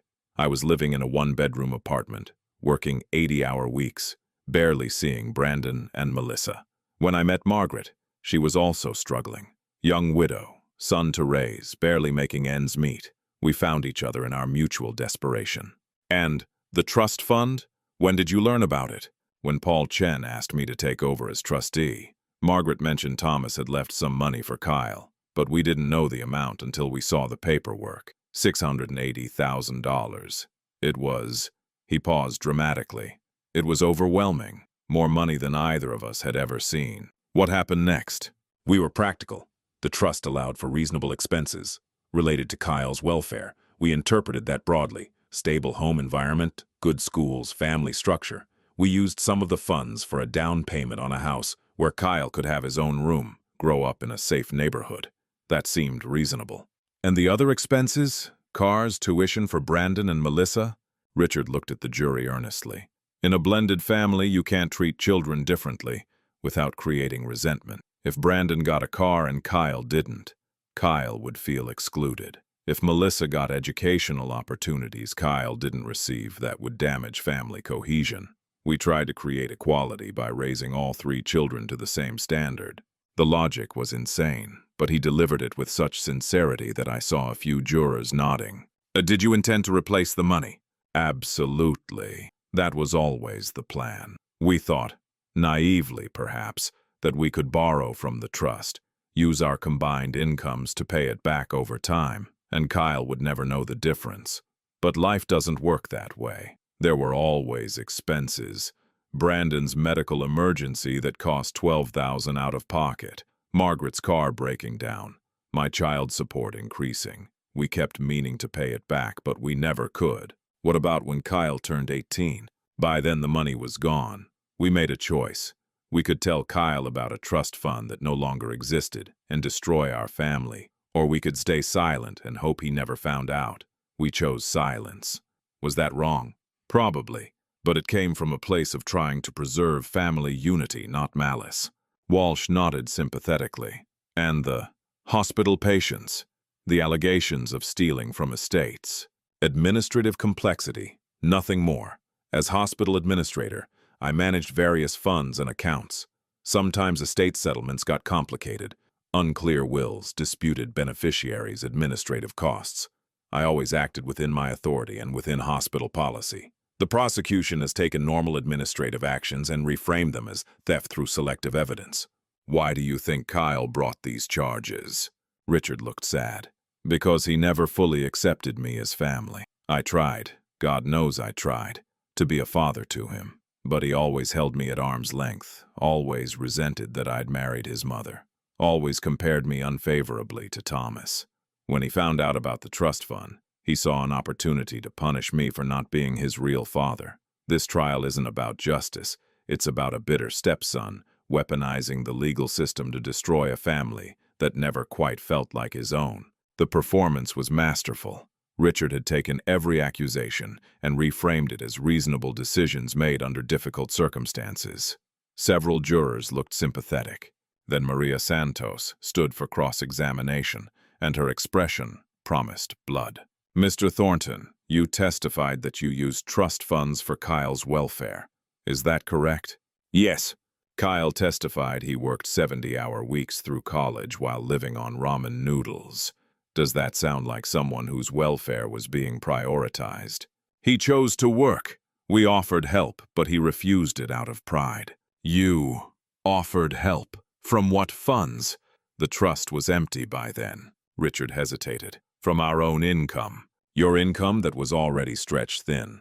paying for Melissa's $45,000 annual tuition. We managed. Maria pulled out a bank statement. This is your personal account from September 2002. Balance, $347. You're telling this jury you offered to help Kyle with college expenses from an account with $300 in it. We would have found a way by borrowing more from the trust that no longer existed. Mr. Thornton, you testified that you borrowed from the trust with intent to repay. Can you show this jury any evidence, any bank statements, any savings accounts, any documentation that you ever attempted to set aside money to repay Kyle? It wasn't that formal. We intended. Intent isn't evidence. Did you ever, at any point in 18 years, actually save money with the specific purpose of repaying the trust? Richard's pause was too long. Not in a separate account, no. So when you say you intended to repay it, what you mean is you hoped you'd someday be able to repay it if circumstances magically improved. Life is complicated. Yes or no? Did you ever take concrete action to repay the money you took from Kyle's trust? No, but... Thank you. Maria cut him off. You also testified about creating equality among the children. Kyle worked 2 jobs through college. Did Brandon work through college? Some summer jobs. And Melissa? She focused on her studies. So the equality you created was that your biological children got full funding while your stepson worked 70 hours a week. That's your definition of equality. It's more nuanced than... Let's talk about nuance. You testified that estate management at the hospital was administratively complex. I'd like to discuss Dorothy Marsh specifically. Maria pulled out emails. This is correspondence between you and Margaret, dated April 2003. Your wife writes, Room 347 has a 90-year-old woman, no visitors in 3 weeks, DNR order in place. Might be worth looking into her situation. Your response, good eye, I'll check her estate status. Does this seem like normal administrative process to you? Richard's face paled. That's taken out of context. What context makes no visitors relevant to estate administration? I don't recall the specific situation. Let me refresh your memory. Dorothy Marsh died 6 days later. Her estate was valued at $340,000. Her granddaughter received $85,000. Where did the other $255,000 go? Administrative costs, medical bills. We've had forensic accountants review every cent. Legitimate costs were $62,000 maximum. The remaining $193,000 disappeared into accounts you controlled. That's not administrative complexity, Mr. Thornton. That's theft. I followed hospital protocol. Did hospital protocol include transferring estate funds to your personal accounts, yes or no? Though the accounts weren't technically personal. Yes or no? They were administrative accounts I had authority over. That you used to buy a boat, a vacation home, fund your children's lifestyles. Those are personal expenses, are they not? It's complicated. Maria was relentless. You testified that Kyle never accepted you as family, but in his testimony he said he was initially grateful for you. That he called you Richard because you asked him to. Was he lying about that? No, but... You testified that this trial is about a bitter stepson seeking revenge, but your own biological children are testifying against you. Are they also bitter and vindictive? They've been manipulated by evidence, by emails you wrote, by bank records you created. Maria's voice rose. Mr. Thornton, isn't it true that you saw Kyle's trust fund as an opportunity to solve your financial problems, and you took it without caring about the consequences to him? No. Isn't it true that you spent nearly 2 decades identifying vulnerable patients whose estates you could steal from? No. Ikoof, isn't it true that you taught your children to view Kyle as lesser so they wouldn't question why he struggled while they thrived? That's not... I never... Richard was unraveling. And isn't it true that every word of your testimony today has been a carefully constructed lie designed to avoid taking responsibility for 20 years of systematic theft? I'm not a criminal, Richard shouted, half standing. I made mistakes, yes, but I'm not some monster. I tried to take care of everyone, tried to keep the family together. Everything I did because I thought it was necessary. The courtroom went silent. Even Gregory Walsh looked horrified. No further questions, Maria said quietly. Richard sat down, breathing hard, his composure shattered. In losing his temper, he'd destroyed the sympathetic image Walsh had tried to build. The jury had just seen the real Richard Thornton, not the kind father figure, but the entitled man who believed his needs justified any theft. After lunch, Walsh called Margaret Brennan Thornton. This was a surprise. Her lawyer, Sandra Pierce, had advised her not to testify, but apparently she'd insisted. Mom took the stand, looking fragile, her voice barely audible as she swore the oath. Sandra Pierce approached gently. "Margaret, can you tell the jury about meeting Richard? He saved me." Her voice broke. "After Thomas died, I was drowning. Bills I couldn't pay, a son I couldn't provide for, grief I couldn't process. Richard offered stability, partnership, hope.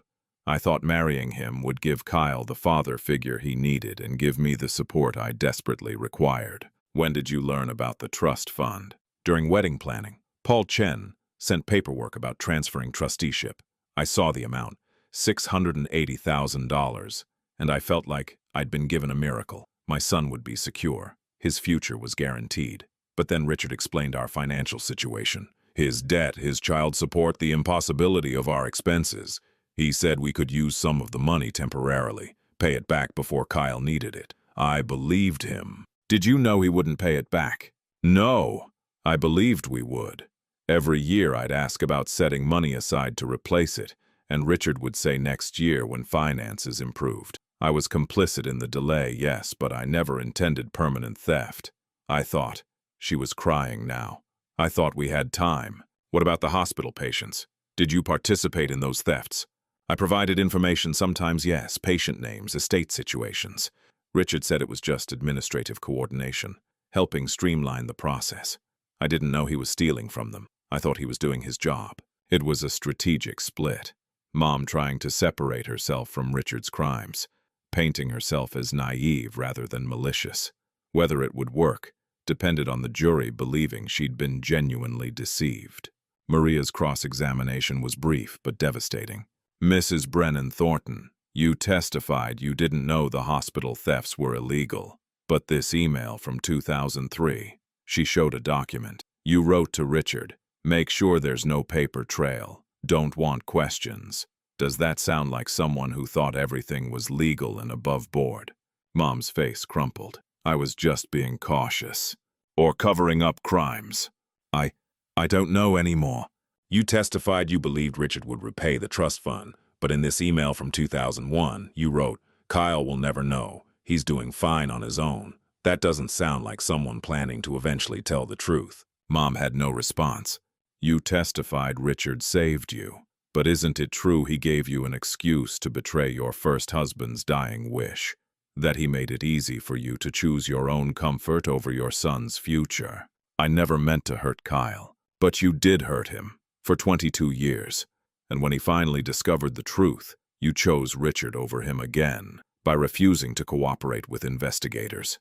Even now you're trying to minimize your role. You're not a victim of Richard's schemes, Mrs. Brennan Thornton. You're his accomplice." After Mom stepped down, both sides rested. The testimony phase was over. Closing arguments would be Monday, then jury deliberation. That weekend I couldn't eat, couldn't sleep, could barely function. The trial had consumed 4 weeks. Now everything came down to 12 strangers deciding whether the last 2 years of my life had been worthwhile or catastrophically destructive. Sunday night, Sarah held me while I tried to process what was coming. "What if they believe Richard?" I whispered. "What if the jury thinks this was just a family dispute blown out of proportion?" "They won't. The evidence is overwhelming." But his testimony, he almost seemed reasonable before Maria broke him down. "Almost isn't enough. Kyle, you told the truth. Your evidence is solid. Brandon, Melissa, Charlotte, they all corroborated your story. The bank records don't lie. Whatever happens tomorrow, you did everything right." "Then why am I terrified?" "Because you're human. Because this matters.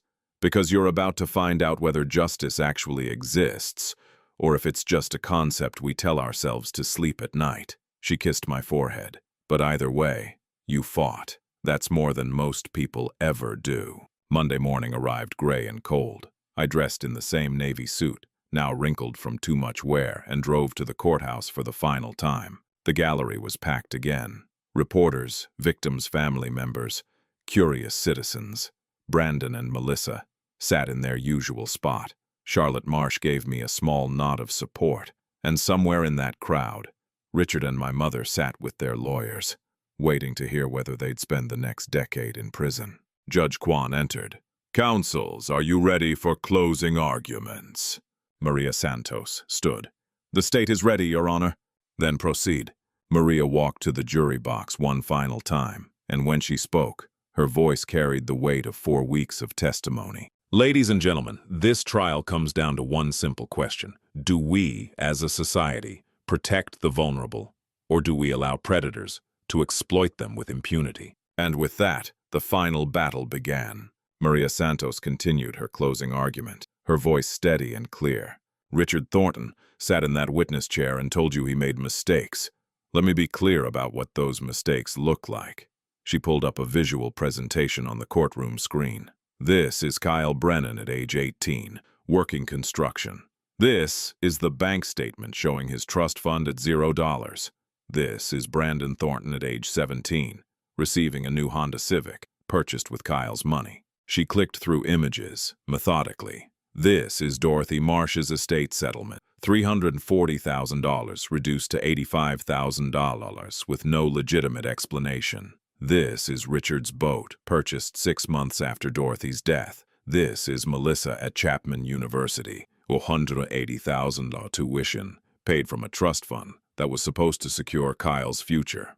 The jury's eyes moved from screen to Maria, absorbing every word. Richard called these decisions reasonable expenses for Kyle's welfare. But Kyle testified he ate ramen noodles 4 nights a week, while Richard's children dined on steaks paid for with stolen money. Kyle worked 70-hour weeks while Brandon slept until noon in a house Kyle's inheritance had purchased. Where is the welfare in that? She paused, letting it sink in. The defense wants you to believe this was a complicated family situation, that Richard had good intentions, that circumstances spiraled beyond his control. But ladies and gentlemen, theft is not complicated. It's actually very simple. Richard Thornton took money that didn't belong to him, spent it on himself and his biological children, and lied about it for 22 years. That's not a mistake. That's a crime. Maria walked along the jury box, making eye contact with each member. And it wasn't just Kyle. 23 hospital patients, most of them elderly and alone, most of them dying. Richard saw their vulnerability and exploited it. He saw estates that nobody would fight for, and he took them. He created a system where he could steal with impunity because his victims were either dead or too young and trusting to question him. She returned to the center of the courtroom. Richard's own children testified against him. Brandon said his entire childhood was built on stolen wealth. Melissa said she'd been trained to look down on Kyle while benefiting from his money. These aren't vindictive accusations from strangers. These are painful truths from the people who loved him and finally couldn't lie for him anymore. Maria's voice rose with intensity. The defense suggested Kyle brought these charges for money, for revenge, for bitterness. But Kyle rejected multiple settlement offers that would have made him wealthy and silent. He chose truth over money, justice over comfort. He chose to stand in this courtroom and relive 22 years of betrayal because he believed other victims deserved justice too. She picked up a thick binder. "This is the evidence. Bank records, emails, testimony from witnesses, forensic accounting reports. 600 pages of documentation that proves systematic, premeditated theft. Not mistakes, not poor judgment, crimes." Maria faced the jury directly. "Your job is to decide whether Richard and Margaret Thornton are guilty beyond reasonable doubt. I submit that the evidence doesn't just meet that standard, it exceeds it by miles. These defendants stole from the vulnerable, lied to their own family, and showed no remorse until they were caught. They deserve to be convicted on every count. Thank you." She sat down. The courtroom was silent except for the ventilation system's hum. Judge Kwan nodded. "Mr. Walsh, your closing argument." Gregory Walsh stood, his expression grave. He approached the jury with none of his earlier confidence. "Ladies and gentlemen, Nobody is claiming Richard Thornton is perfect. He's told you himself he made mistakes, poor decisions during a time of financial desperation that spiraled beyond his control. But mistakes, even serious ones, aren't always crimes. He gestured toward Richard, who sat with his head bowed. This is a man who served his community for 24 years, who saved Overlake Medical Center millions through efficient management, who raised 3 children, including Kyle, in a stable home environment. Yes, he mismanaged a trust fund. Yes, he made questionable administrative decisions at the hospital. But criminal intent, the prosecution hasn't proven that. Walsh pulled out documents. The trust agreement says funds can be used for the beneficiary's welfare. Richard interpreted that to include housing, family stability, educational environment. Was that interpretation wrong? Perhaps. But was it criminal? That's a much higher bar. He walked slowly in front of the jury. Kyle Brennan is angry. He has every right to be. Finding out your family made financial decisions you disagree with is painful. But this trial isn't about family disappointment. It's about whether specific criminal acts occurred with criminal intent. And on that question, the prosecution's case is built on interpretation, suspicion, and the testimony of family members who have been turned against Richard by Kyle's campaign. Several jurors looked skeptical, but Walsh continued. Brandon and Melissa testified against their father. Why? Because Kyle showed them carefully selected evidence and convinced them their entire childhood was fraudulent. Charlotte Marsh testified about her grandmother's estate, but estate administration is genuinely complex. And just because Charlotte didn't understand the process doesn't mean theft occurred. Walsh's voice took on a pleading tone. Richard Thornton is 61 years old. He's lost his career, his reputation, most of his assets. His own children won't speak to him. He's already been punished beyond what most people could endure. Sending him to prison serves no purpose except revenge. He looked at each juror. Margaret Brennan Thornton is 60 years old, a widow who made poor choices while trying to survive. She trusted her husband, believed his explanations, didn't understand the implications of her actions. She's not a criminal mastermind. She's a frightened woman who made mistakes and is now facing a decade in prison. Walsh returned to his table. The prosecution wants you to see Richard and Margaret as monsters. I'm asking you to see them as flawed human beings who made terrible choices, but didn't commit crimes beyond reasonable doubt. If you have any doubt, any at all, you must acquit. Thank you. He sat down. Richard reached over and squeezed his arm in what looked like gratitude. Judge Kwan addressed the jury. Ladies and gentlemen, you've heard 4 weeks of testimony and seen extensive evidence.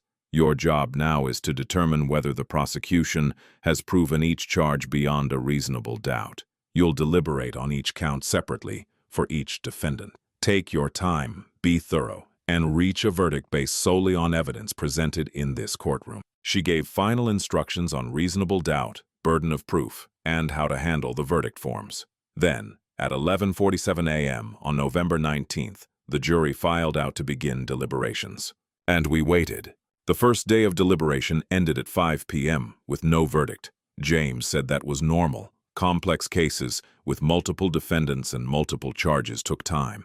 But every hour that passed felt like a year. I couldn't go home, couldn't eat, couldn't focus on anything except the 12 people in that room deciding my fate.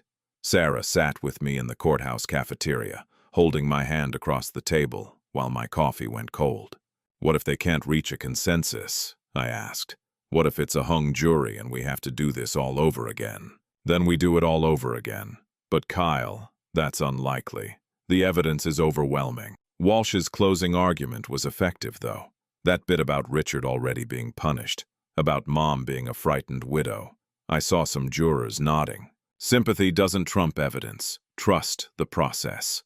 But trust was hard when everything I'd fought for hung on 12 strangers' interpretation of reasonable doubt. Day 2 of deliberations. Still no verdict. The jury sent out a note requesting clarification on the legal definition of intent to permanently deprive. Judge Kwan brought them back in, reread the relevant instructions, sent them back out. James was encouraged. They're taking it seriously, doing the work. That's good for us.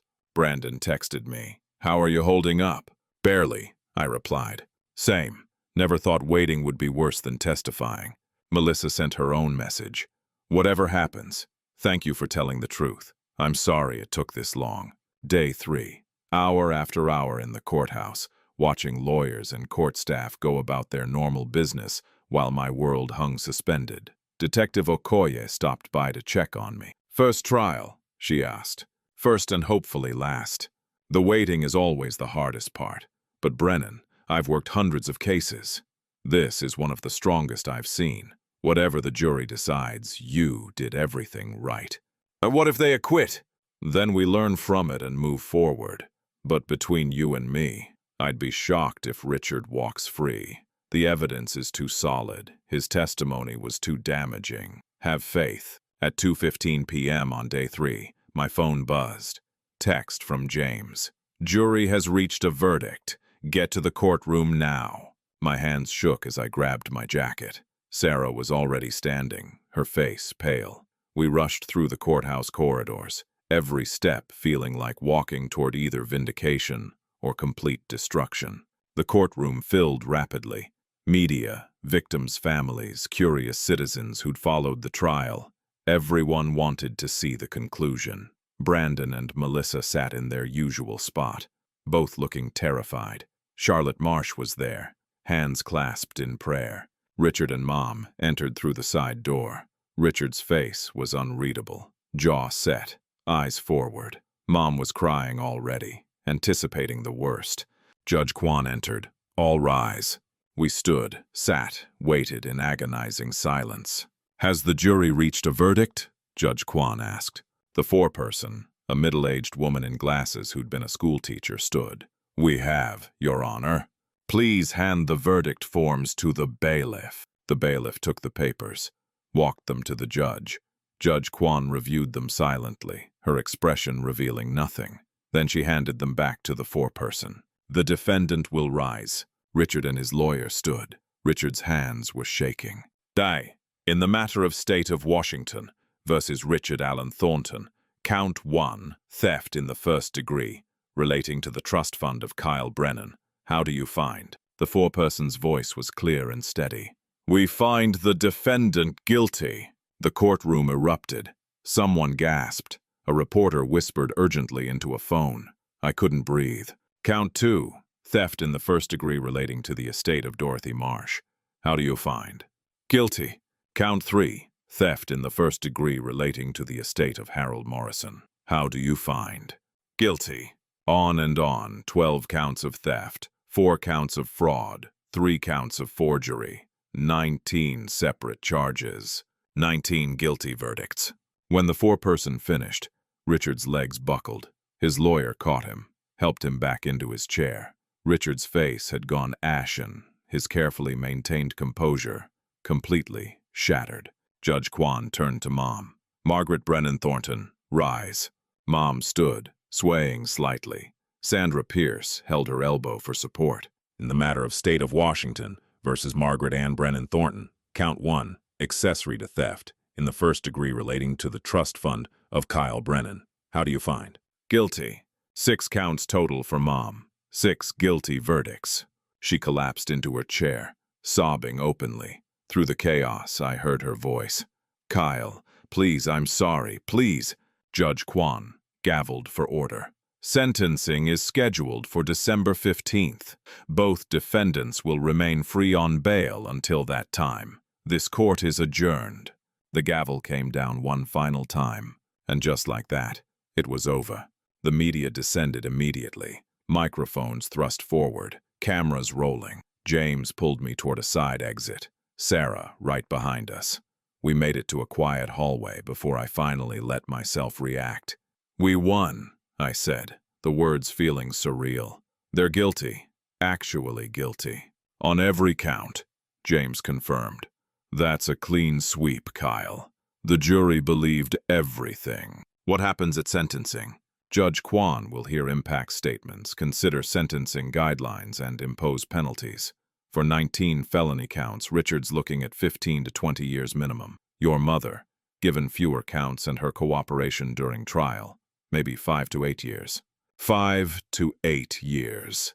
My mother would be nearly 70 when she got out. Richard would be in his 80s. I should have felt triumphant. Instead, I just felt hollow. We avoided the main courthouse exit and slipped out a side door where Sarah had parked. As we drove away, I saw the news crews setting up for live broadcasts.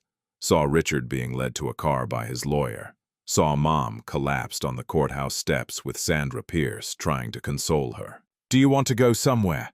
Sarah asked. "Celebrate? Or just go home?" "Home," I said quietly.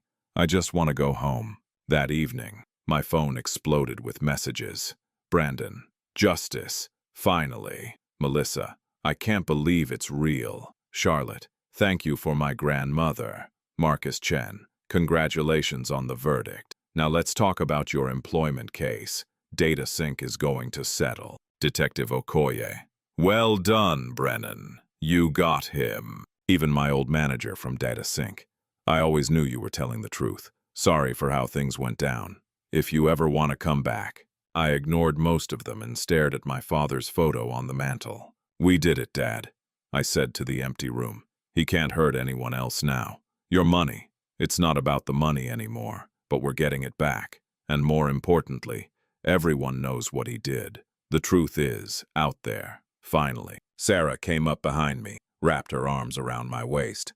How are you feeling? I don't know. Relieved, exhausted, still angry? All of it at once? That's normal. You've been fighting for so long, your body doesn't know how to stop. There's still sentencing. Still the civil trial to recover the money. Still a lot of work ahead, she agreed. But the hard part is over. You proved your case. The jury believed you. Richard and your mother will face consequences. That's what you wanted, isn't it? Yes, but also, I trailed off, not sure how to articulate it. But also it doesn't fix the past, Sarah finished. It doesn't give you back those 22 years. It doesn't heal the betrayal or restore the relationship with your mother or undo the damage. Exactly. I won, but I still lost so much. That's the thing about justice, Sarah said softly. It's not magic. It doesn't make everything better. It just makes sure the person who hurt you can't keep hurting others. And sometimes that's all we can hope for. The news that night led with the verdict.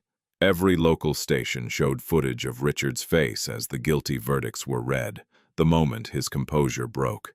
They showed Mom sobbing on the courthouse steps. They showed me leaving through the side exit, looking exhausted and shell-shocked. A stunning conclusion to a case that has captivated the Seattle area for months, the anchor said. Former hospital administrator Richard Thornton convicted on 19 counts of theft and fraud. His wife, Margaret, convicted on 6 counts of accessory. Both face significant prison time at sentencing next month. Kyle Brennan, the stepson whose investigation uncovered years of systematic theft, declined to comment, but sources say he plans to pursue civil action to recover the stolen trust fund. They ran clips from my earlier interviews, from Brandon and Melissa's public statements, from the website I'd published. The full scope of Richard's crimes laid out for hundreds of thousands of viewers. My phone rang. Unknown number. Against my better judgment, I answered. Kyle. A woman's voice. Unfamiliar. Shaking.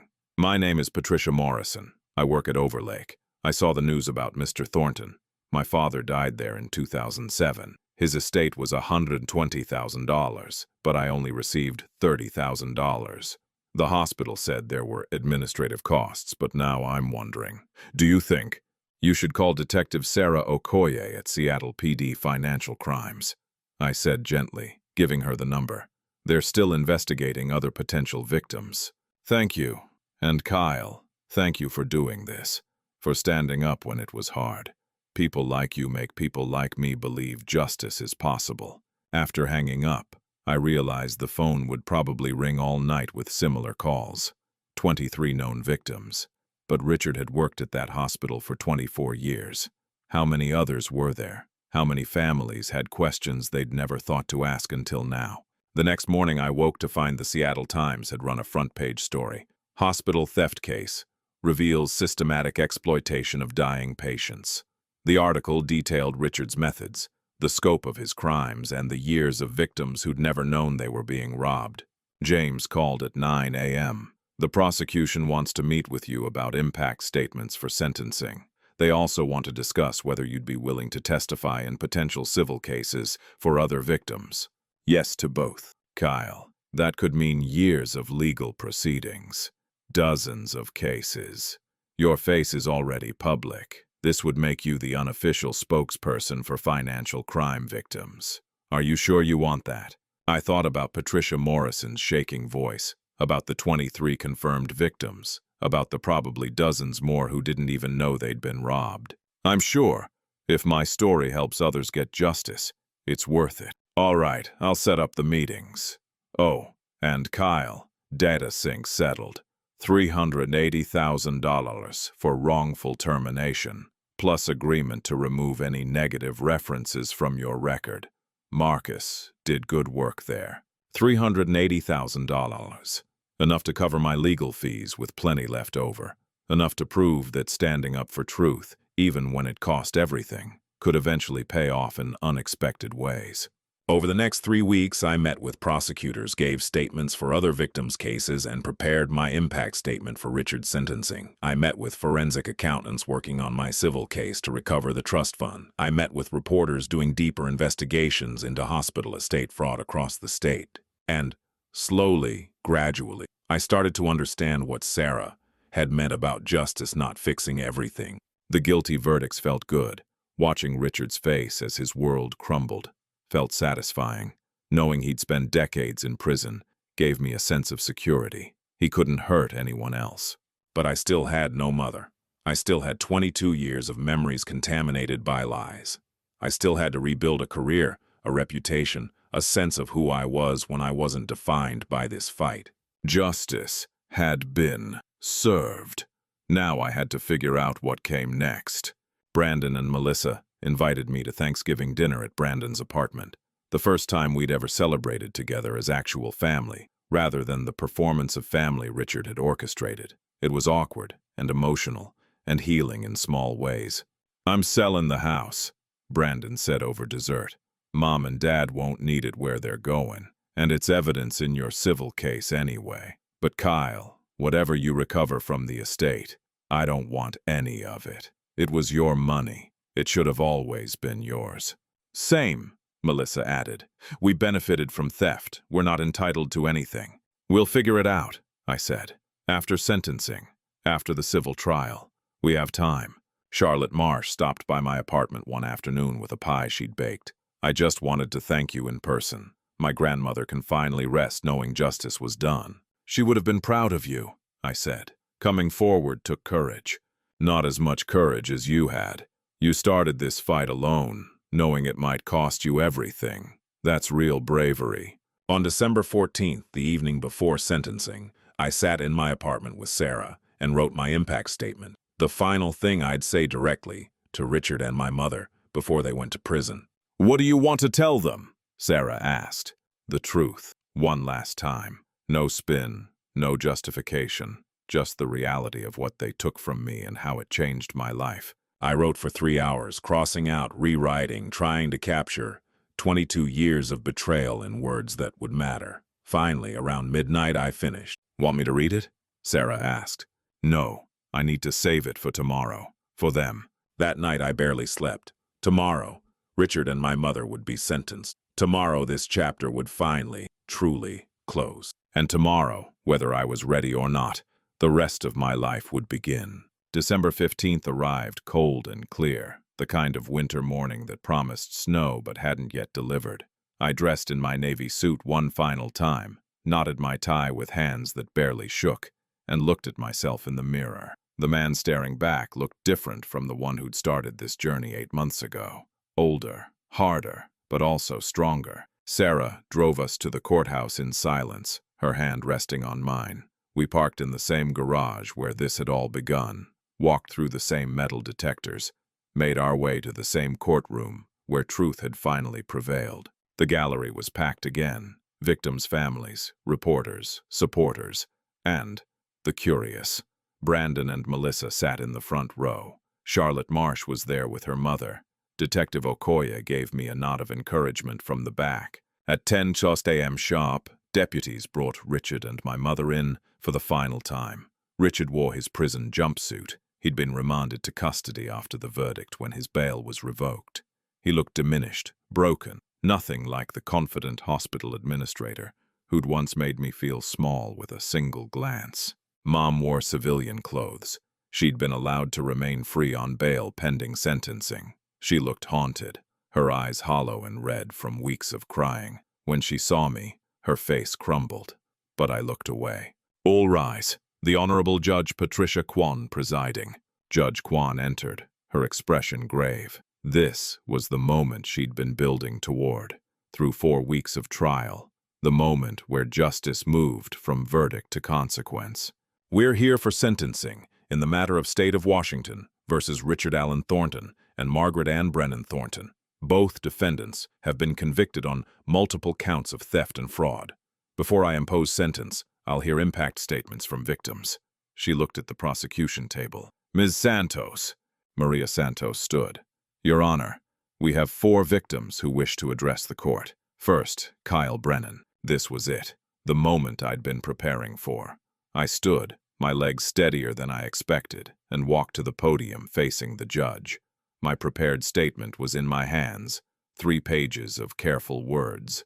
But first I turned to face Richard and my mother directly. For 22 years, I began, my voice carrying clearly through the silent courtroom. I believed I was the charity case, the stepson who should be grateful for scraps, the kid who needed to work harder, be better, prove himself worthy of basic dignity. Every time Richard told me I needed to earn my place, I believed him. Every time Mom chose his comfort over my well-being, I told myself she was just trying to hold the family together. Richard wouldn't meet my eyes.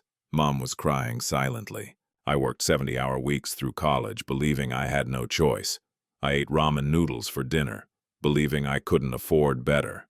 I took out loans I didn't need, borrowed money that was already mine, and thanked you both for the opportunity to struggle. And you let me. You watched me suffer and you said nothing, because my suffering maintained the lie that funded your lifestyle. I gripped the podium. My father died trying to protect me. He set up that trust fund as his final act of love, making sure I'd be secure even without him. And you, Mom, you took his dying wish and spent it on Richard's children. You took the man who loved me more than life itself and erased his legacy like it meant nothing. Mom's sobbing grew louder. Kyle, please. I'm not finished. My voice hardened. You had 22 years to tell me the truth. 22 years of opportunities to say, Kyle, your father left you money and we spent it and we're sorry. But you never did. You would have taken that secret to your grave if Paul Chen's son hadn't found those documents. I turned to Judge Kwan. Your Honor, the defense wants you to show mercy because Richard and Margaret are elderly, because they've suffered enough, because prison will destroy what's left of their lives. But they showed no mercy to Dorothy Marsh, 92 years old and dying, whose estate they stole. They showed no mercy to me at 18, struggling to afford textbooks. They showed no mercy to 23 other victims who trusted the hospital system to treat them fairly. I looked back at Richard. You taught me that family meant unconditional support, but what you really meant was unconditional submission. You wanted me grateful and obedient, never questioning why I got less while your children got everything. Well, I'm done being grateful. I'm done being quiet. And I hope you spend every day of the next 15 years thinking about the man you could have been if you'd chosen integrity over theft. I returned to my seat, my hands shaking now that it was over. Sarah squeezed my arm. Behind me, I heard someone whisper, "Damn." Charlotte Marsh spoke next, her voice steady despite tears. My grandmother raised me after my parents died. She worked 3 jobs to put me through college. When she died, I thought the inheritance she left me was her final gift. $85,000 to help me build a life. I didn't know until last year that she'd actually left me $340,000, that Richard Thornton stole $255,000 and spent it on boats and vacation homes while I struggled with student debt my grandmother had already paid off. Your Honor, My grandmother deserves justice. I'm asking you to impose the maximum sentence."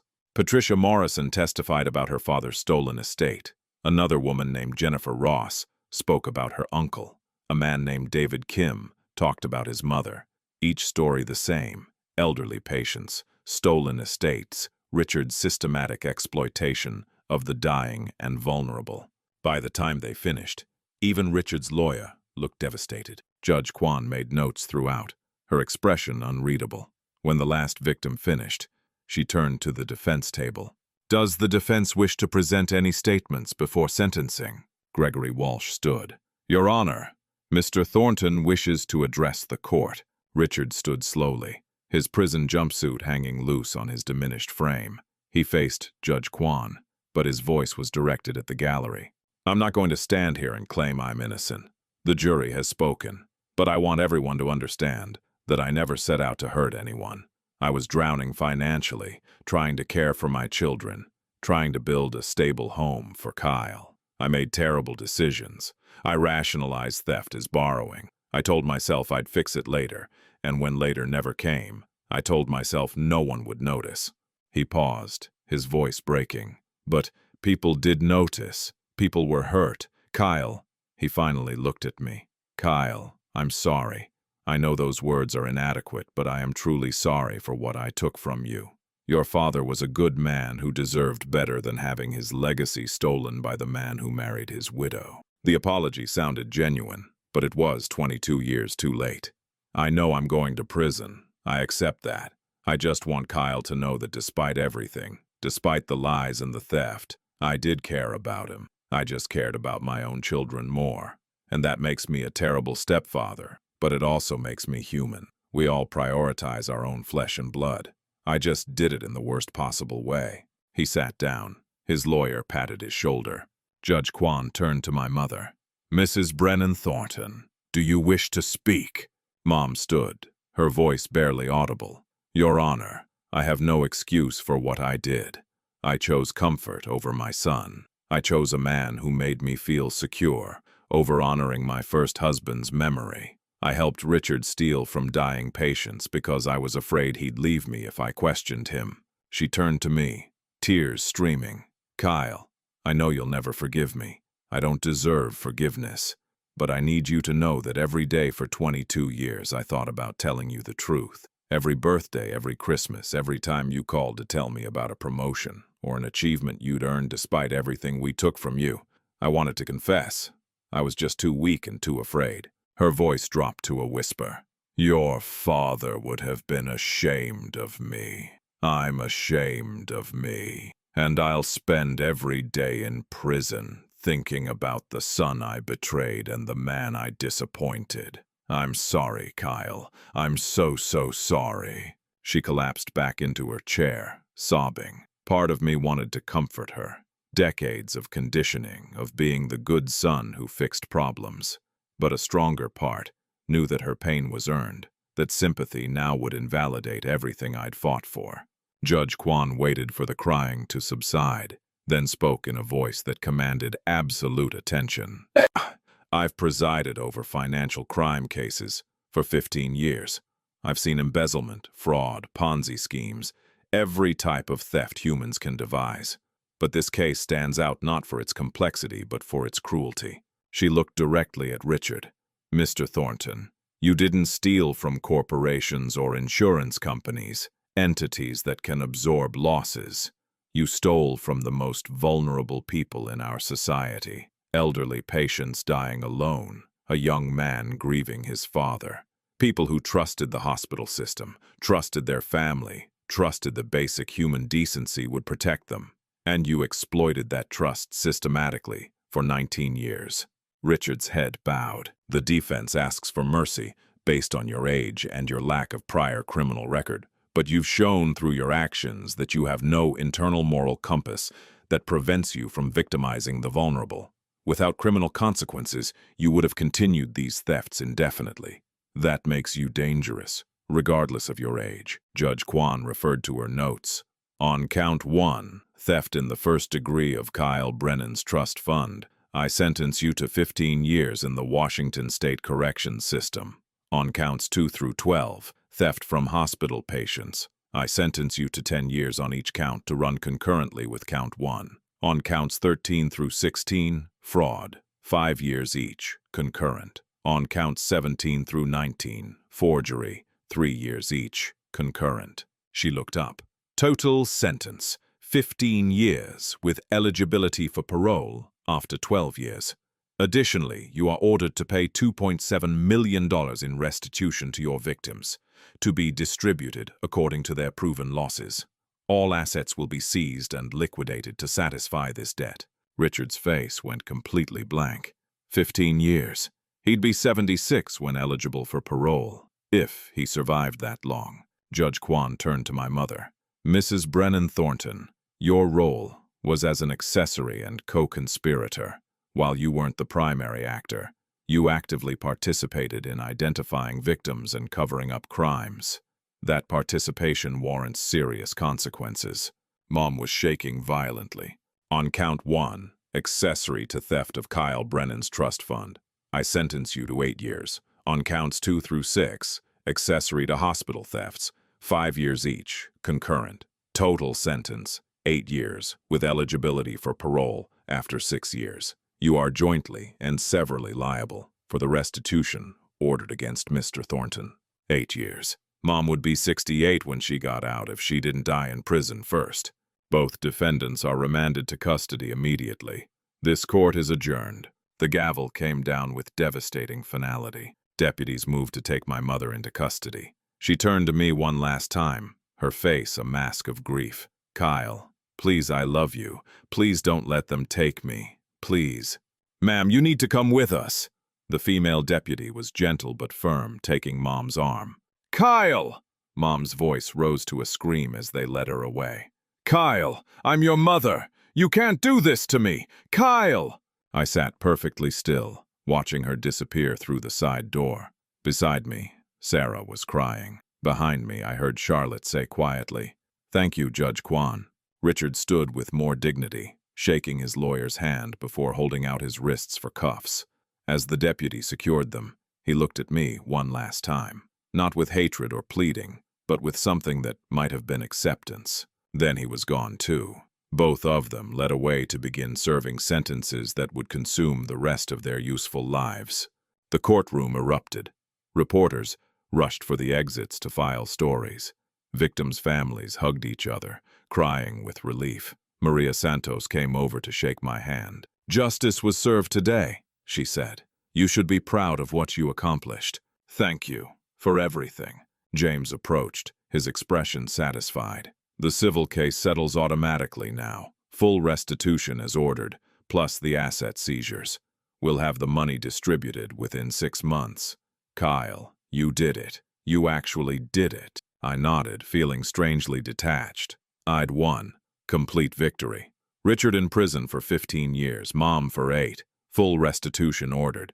Justice served. So why did I feel so empty? 6 months later, I stood in my new apartment in Ballard, bought with restitution money and the data sync settlement, watching the sunset over Puget Sound. The space was bigger than my old place, brighter, with actual furniture instead of hand-me-downs. It felt like a real home. Sarah came up behind me, wrapping her arms around my waist. "Dinner's ready. Brandon and Melissa will be here in 20 minutes. "I'll be right there." We'd started having monthly dinners. Me, Sarah, Brandon, and Melissa. Real family dinners where we talked honestly about the past, about healing, about building relationships not based on lies. It was awkward sometimes, painful often, but also genuine, in a way family gatherings at Richard's house had never been. Melissa had changed her name back to her mother's maiden name.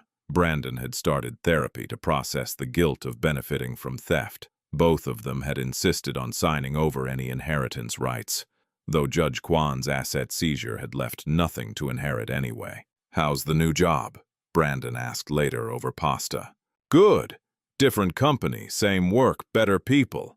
They knew about the trial, hired me anyway. Said anyone who fights that hard for justice is someone they want on their team." "And Mom?" Melissa asked quietly. This was always the uncomfortable question. "Have you visited?" "No. I'd been asked this a dozen times by different people. The answer never changed. She writes, every week. I read the letters, but I don't respond. Maybe someday I will, but not yet. That's fair, Brandon said. She made her choices. You're allowed to make yours. Charlotte had used her recovered inheritance to start a foundation for estate fraud victims. She'd asked me to join the board, and I'd accepted. Once a month, I spoke to groups about financial exploitation, warning signs, how to protect vulnerable family members, turning my pain into purpose. Detective Okoye said my case had opened floodgates. 43 more victims had come forward with evidence of hospital theft by Richard and others in similar positions. Systematic reforms were being implemented. Laws were being strengthened. My father's death, and Richard's exploitation of it, had created change that would protect countless others. That felt like something. That felt like the money and the trust fund and even the prison sentences mattered beyond revenge. Sarah squeezed my hand across the dinner table.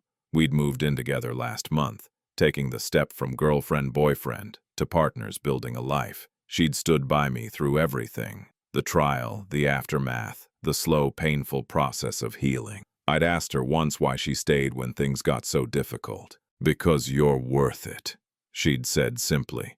Because watching you fight for truth, even when it cost everything, showed me who you really are, and I wanted to be part of that. After dinner, after Brandon and Melissa left, I stood on my balcony and looked at the lights of Seattle spreading out below. Somewhere in this city, Richard sat in a prison cell contemplating 15 years of consequences. Mom was in a different facility writing letters I read but never answered. And me, I was free. Actually, truly free for the first time since Dad died. Free from lies, from exploitation, from the weight of being grateful for what should have been mine all along. My phone buzzed. Text from an unknown number. Mr. Brennan, my name is Thomas Chen. I'm James's nephew. My grandfather Paul died thinking he'd failed your father by letting Richard take over the trust. Before he passed, he made me promise that if the truth ever came out, I should thank whoever brought it to light. So thank you. You gave my grandfather peace, even after death. And you gave your father justice. That matters more than you know. I read the message twice, then looked up at the stars barely visible through Seattle's light pollution. We did it, Dad, I said softly. It took 22 years, but we did it. Your money's back. Richard's in prison. The truth is out there. And I'm finally living the life you tried to give me. Free, honest, surrounded by people who actually love me. Sarah came out to join me, handing me a beer. Who are you talking to? My father, giving him an update. Think he's proud. I thought about Thomas Brennan, 42 years old and dying, signing documents to protect a son he'd never see grow up. Thought about him trusting Mom and being betrayed, but his legacy surviving anyway. Yeah, I said. I think he's proud. I think he knows that even though it took 2 decades, even though the road was hard, the truth won in the end, and that's what mattered to him. We stood there in comfortable silence, watching the city lights, drinking our beers. Below us, life continued. People living their normal lives, unaware of the battles fought in courtrooms and the justice served in quiet moments. I'd lost my mother. I'd lost 22 years. I'd lost the innocence of believing family always meant love and protection. But I'd gained truth. I'd gained self-respect. I'd gained real family in Brandon and Melissa, in Sarah, in the community of victims who'd found their voices because I'd found mine first. And I'd gained the knowledge that standing up to powerful people who hurt you, even when it costs everything, even when you're terrified, even when everyone tells you to stay quiet, that's possible. Justice is possible. Change is possible. You just have to be willing to fight for it. 3 days later, I received one final letter from Mom, different from the others, shorter, more resigned. Kyle, I know you're not reading these, but I keep writing anyway because it's all I have left. I don't expect forgiveness. I don't deserve it, but I want you to know that watching you stand up in that courtroom, watching you demand justice when everyone told you to stay quiet, that was the first time I'd been proud of you in a way that wasn't conditional or self-serving. You became the man your father hoped you'd be, despite everything Richard and I did to break you. That's remarkable. You're remarkable. And even though I destroyed our relationship, even though I chose wrong at every turn, I'm grateful I got to see the man you became. Your father would be so proud. I wish I could be there when you achieve everything you're meant to achieve. I love you. I'm sorry, Mom. I read it 3 times, then filed it with the others. Maybe someday I'd respond. Maybe someday I'd visit. But not yet. Not until I'd healed enough to face her without falling back into old patterns of forgiveness, without accountability. For now, I was focused on moving forward, on building a life that honored my father's sacrifice, on being the kind of person who fought for justice, not just for himself, but for everyone who couldn't fight for themselves. Richard Thornton had stolen 22 years from me. I wasn't giving him one more day. The sun set over Seattle, painting the sky in shades of orange and gold. Tomorrow I'd wake up in my home bought with recovered funds. I'd go to work at a company that valued integrity. I'd have dinner with Sarah and plan our future together. I'd call Brandon and check on his therapy progress. I'd review documents for Charlotte's foundation. I'd live the life my father died trying to give me. And somewhere in a prison cell, Richard Thornton would wake up to 15 more years of consequences, knowing that the stepson he'd tried to keep small had grown too large to contain. That felt like justice. That felt like enough.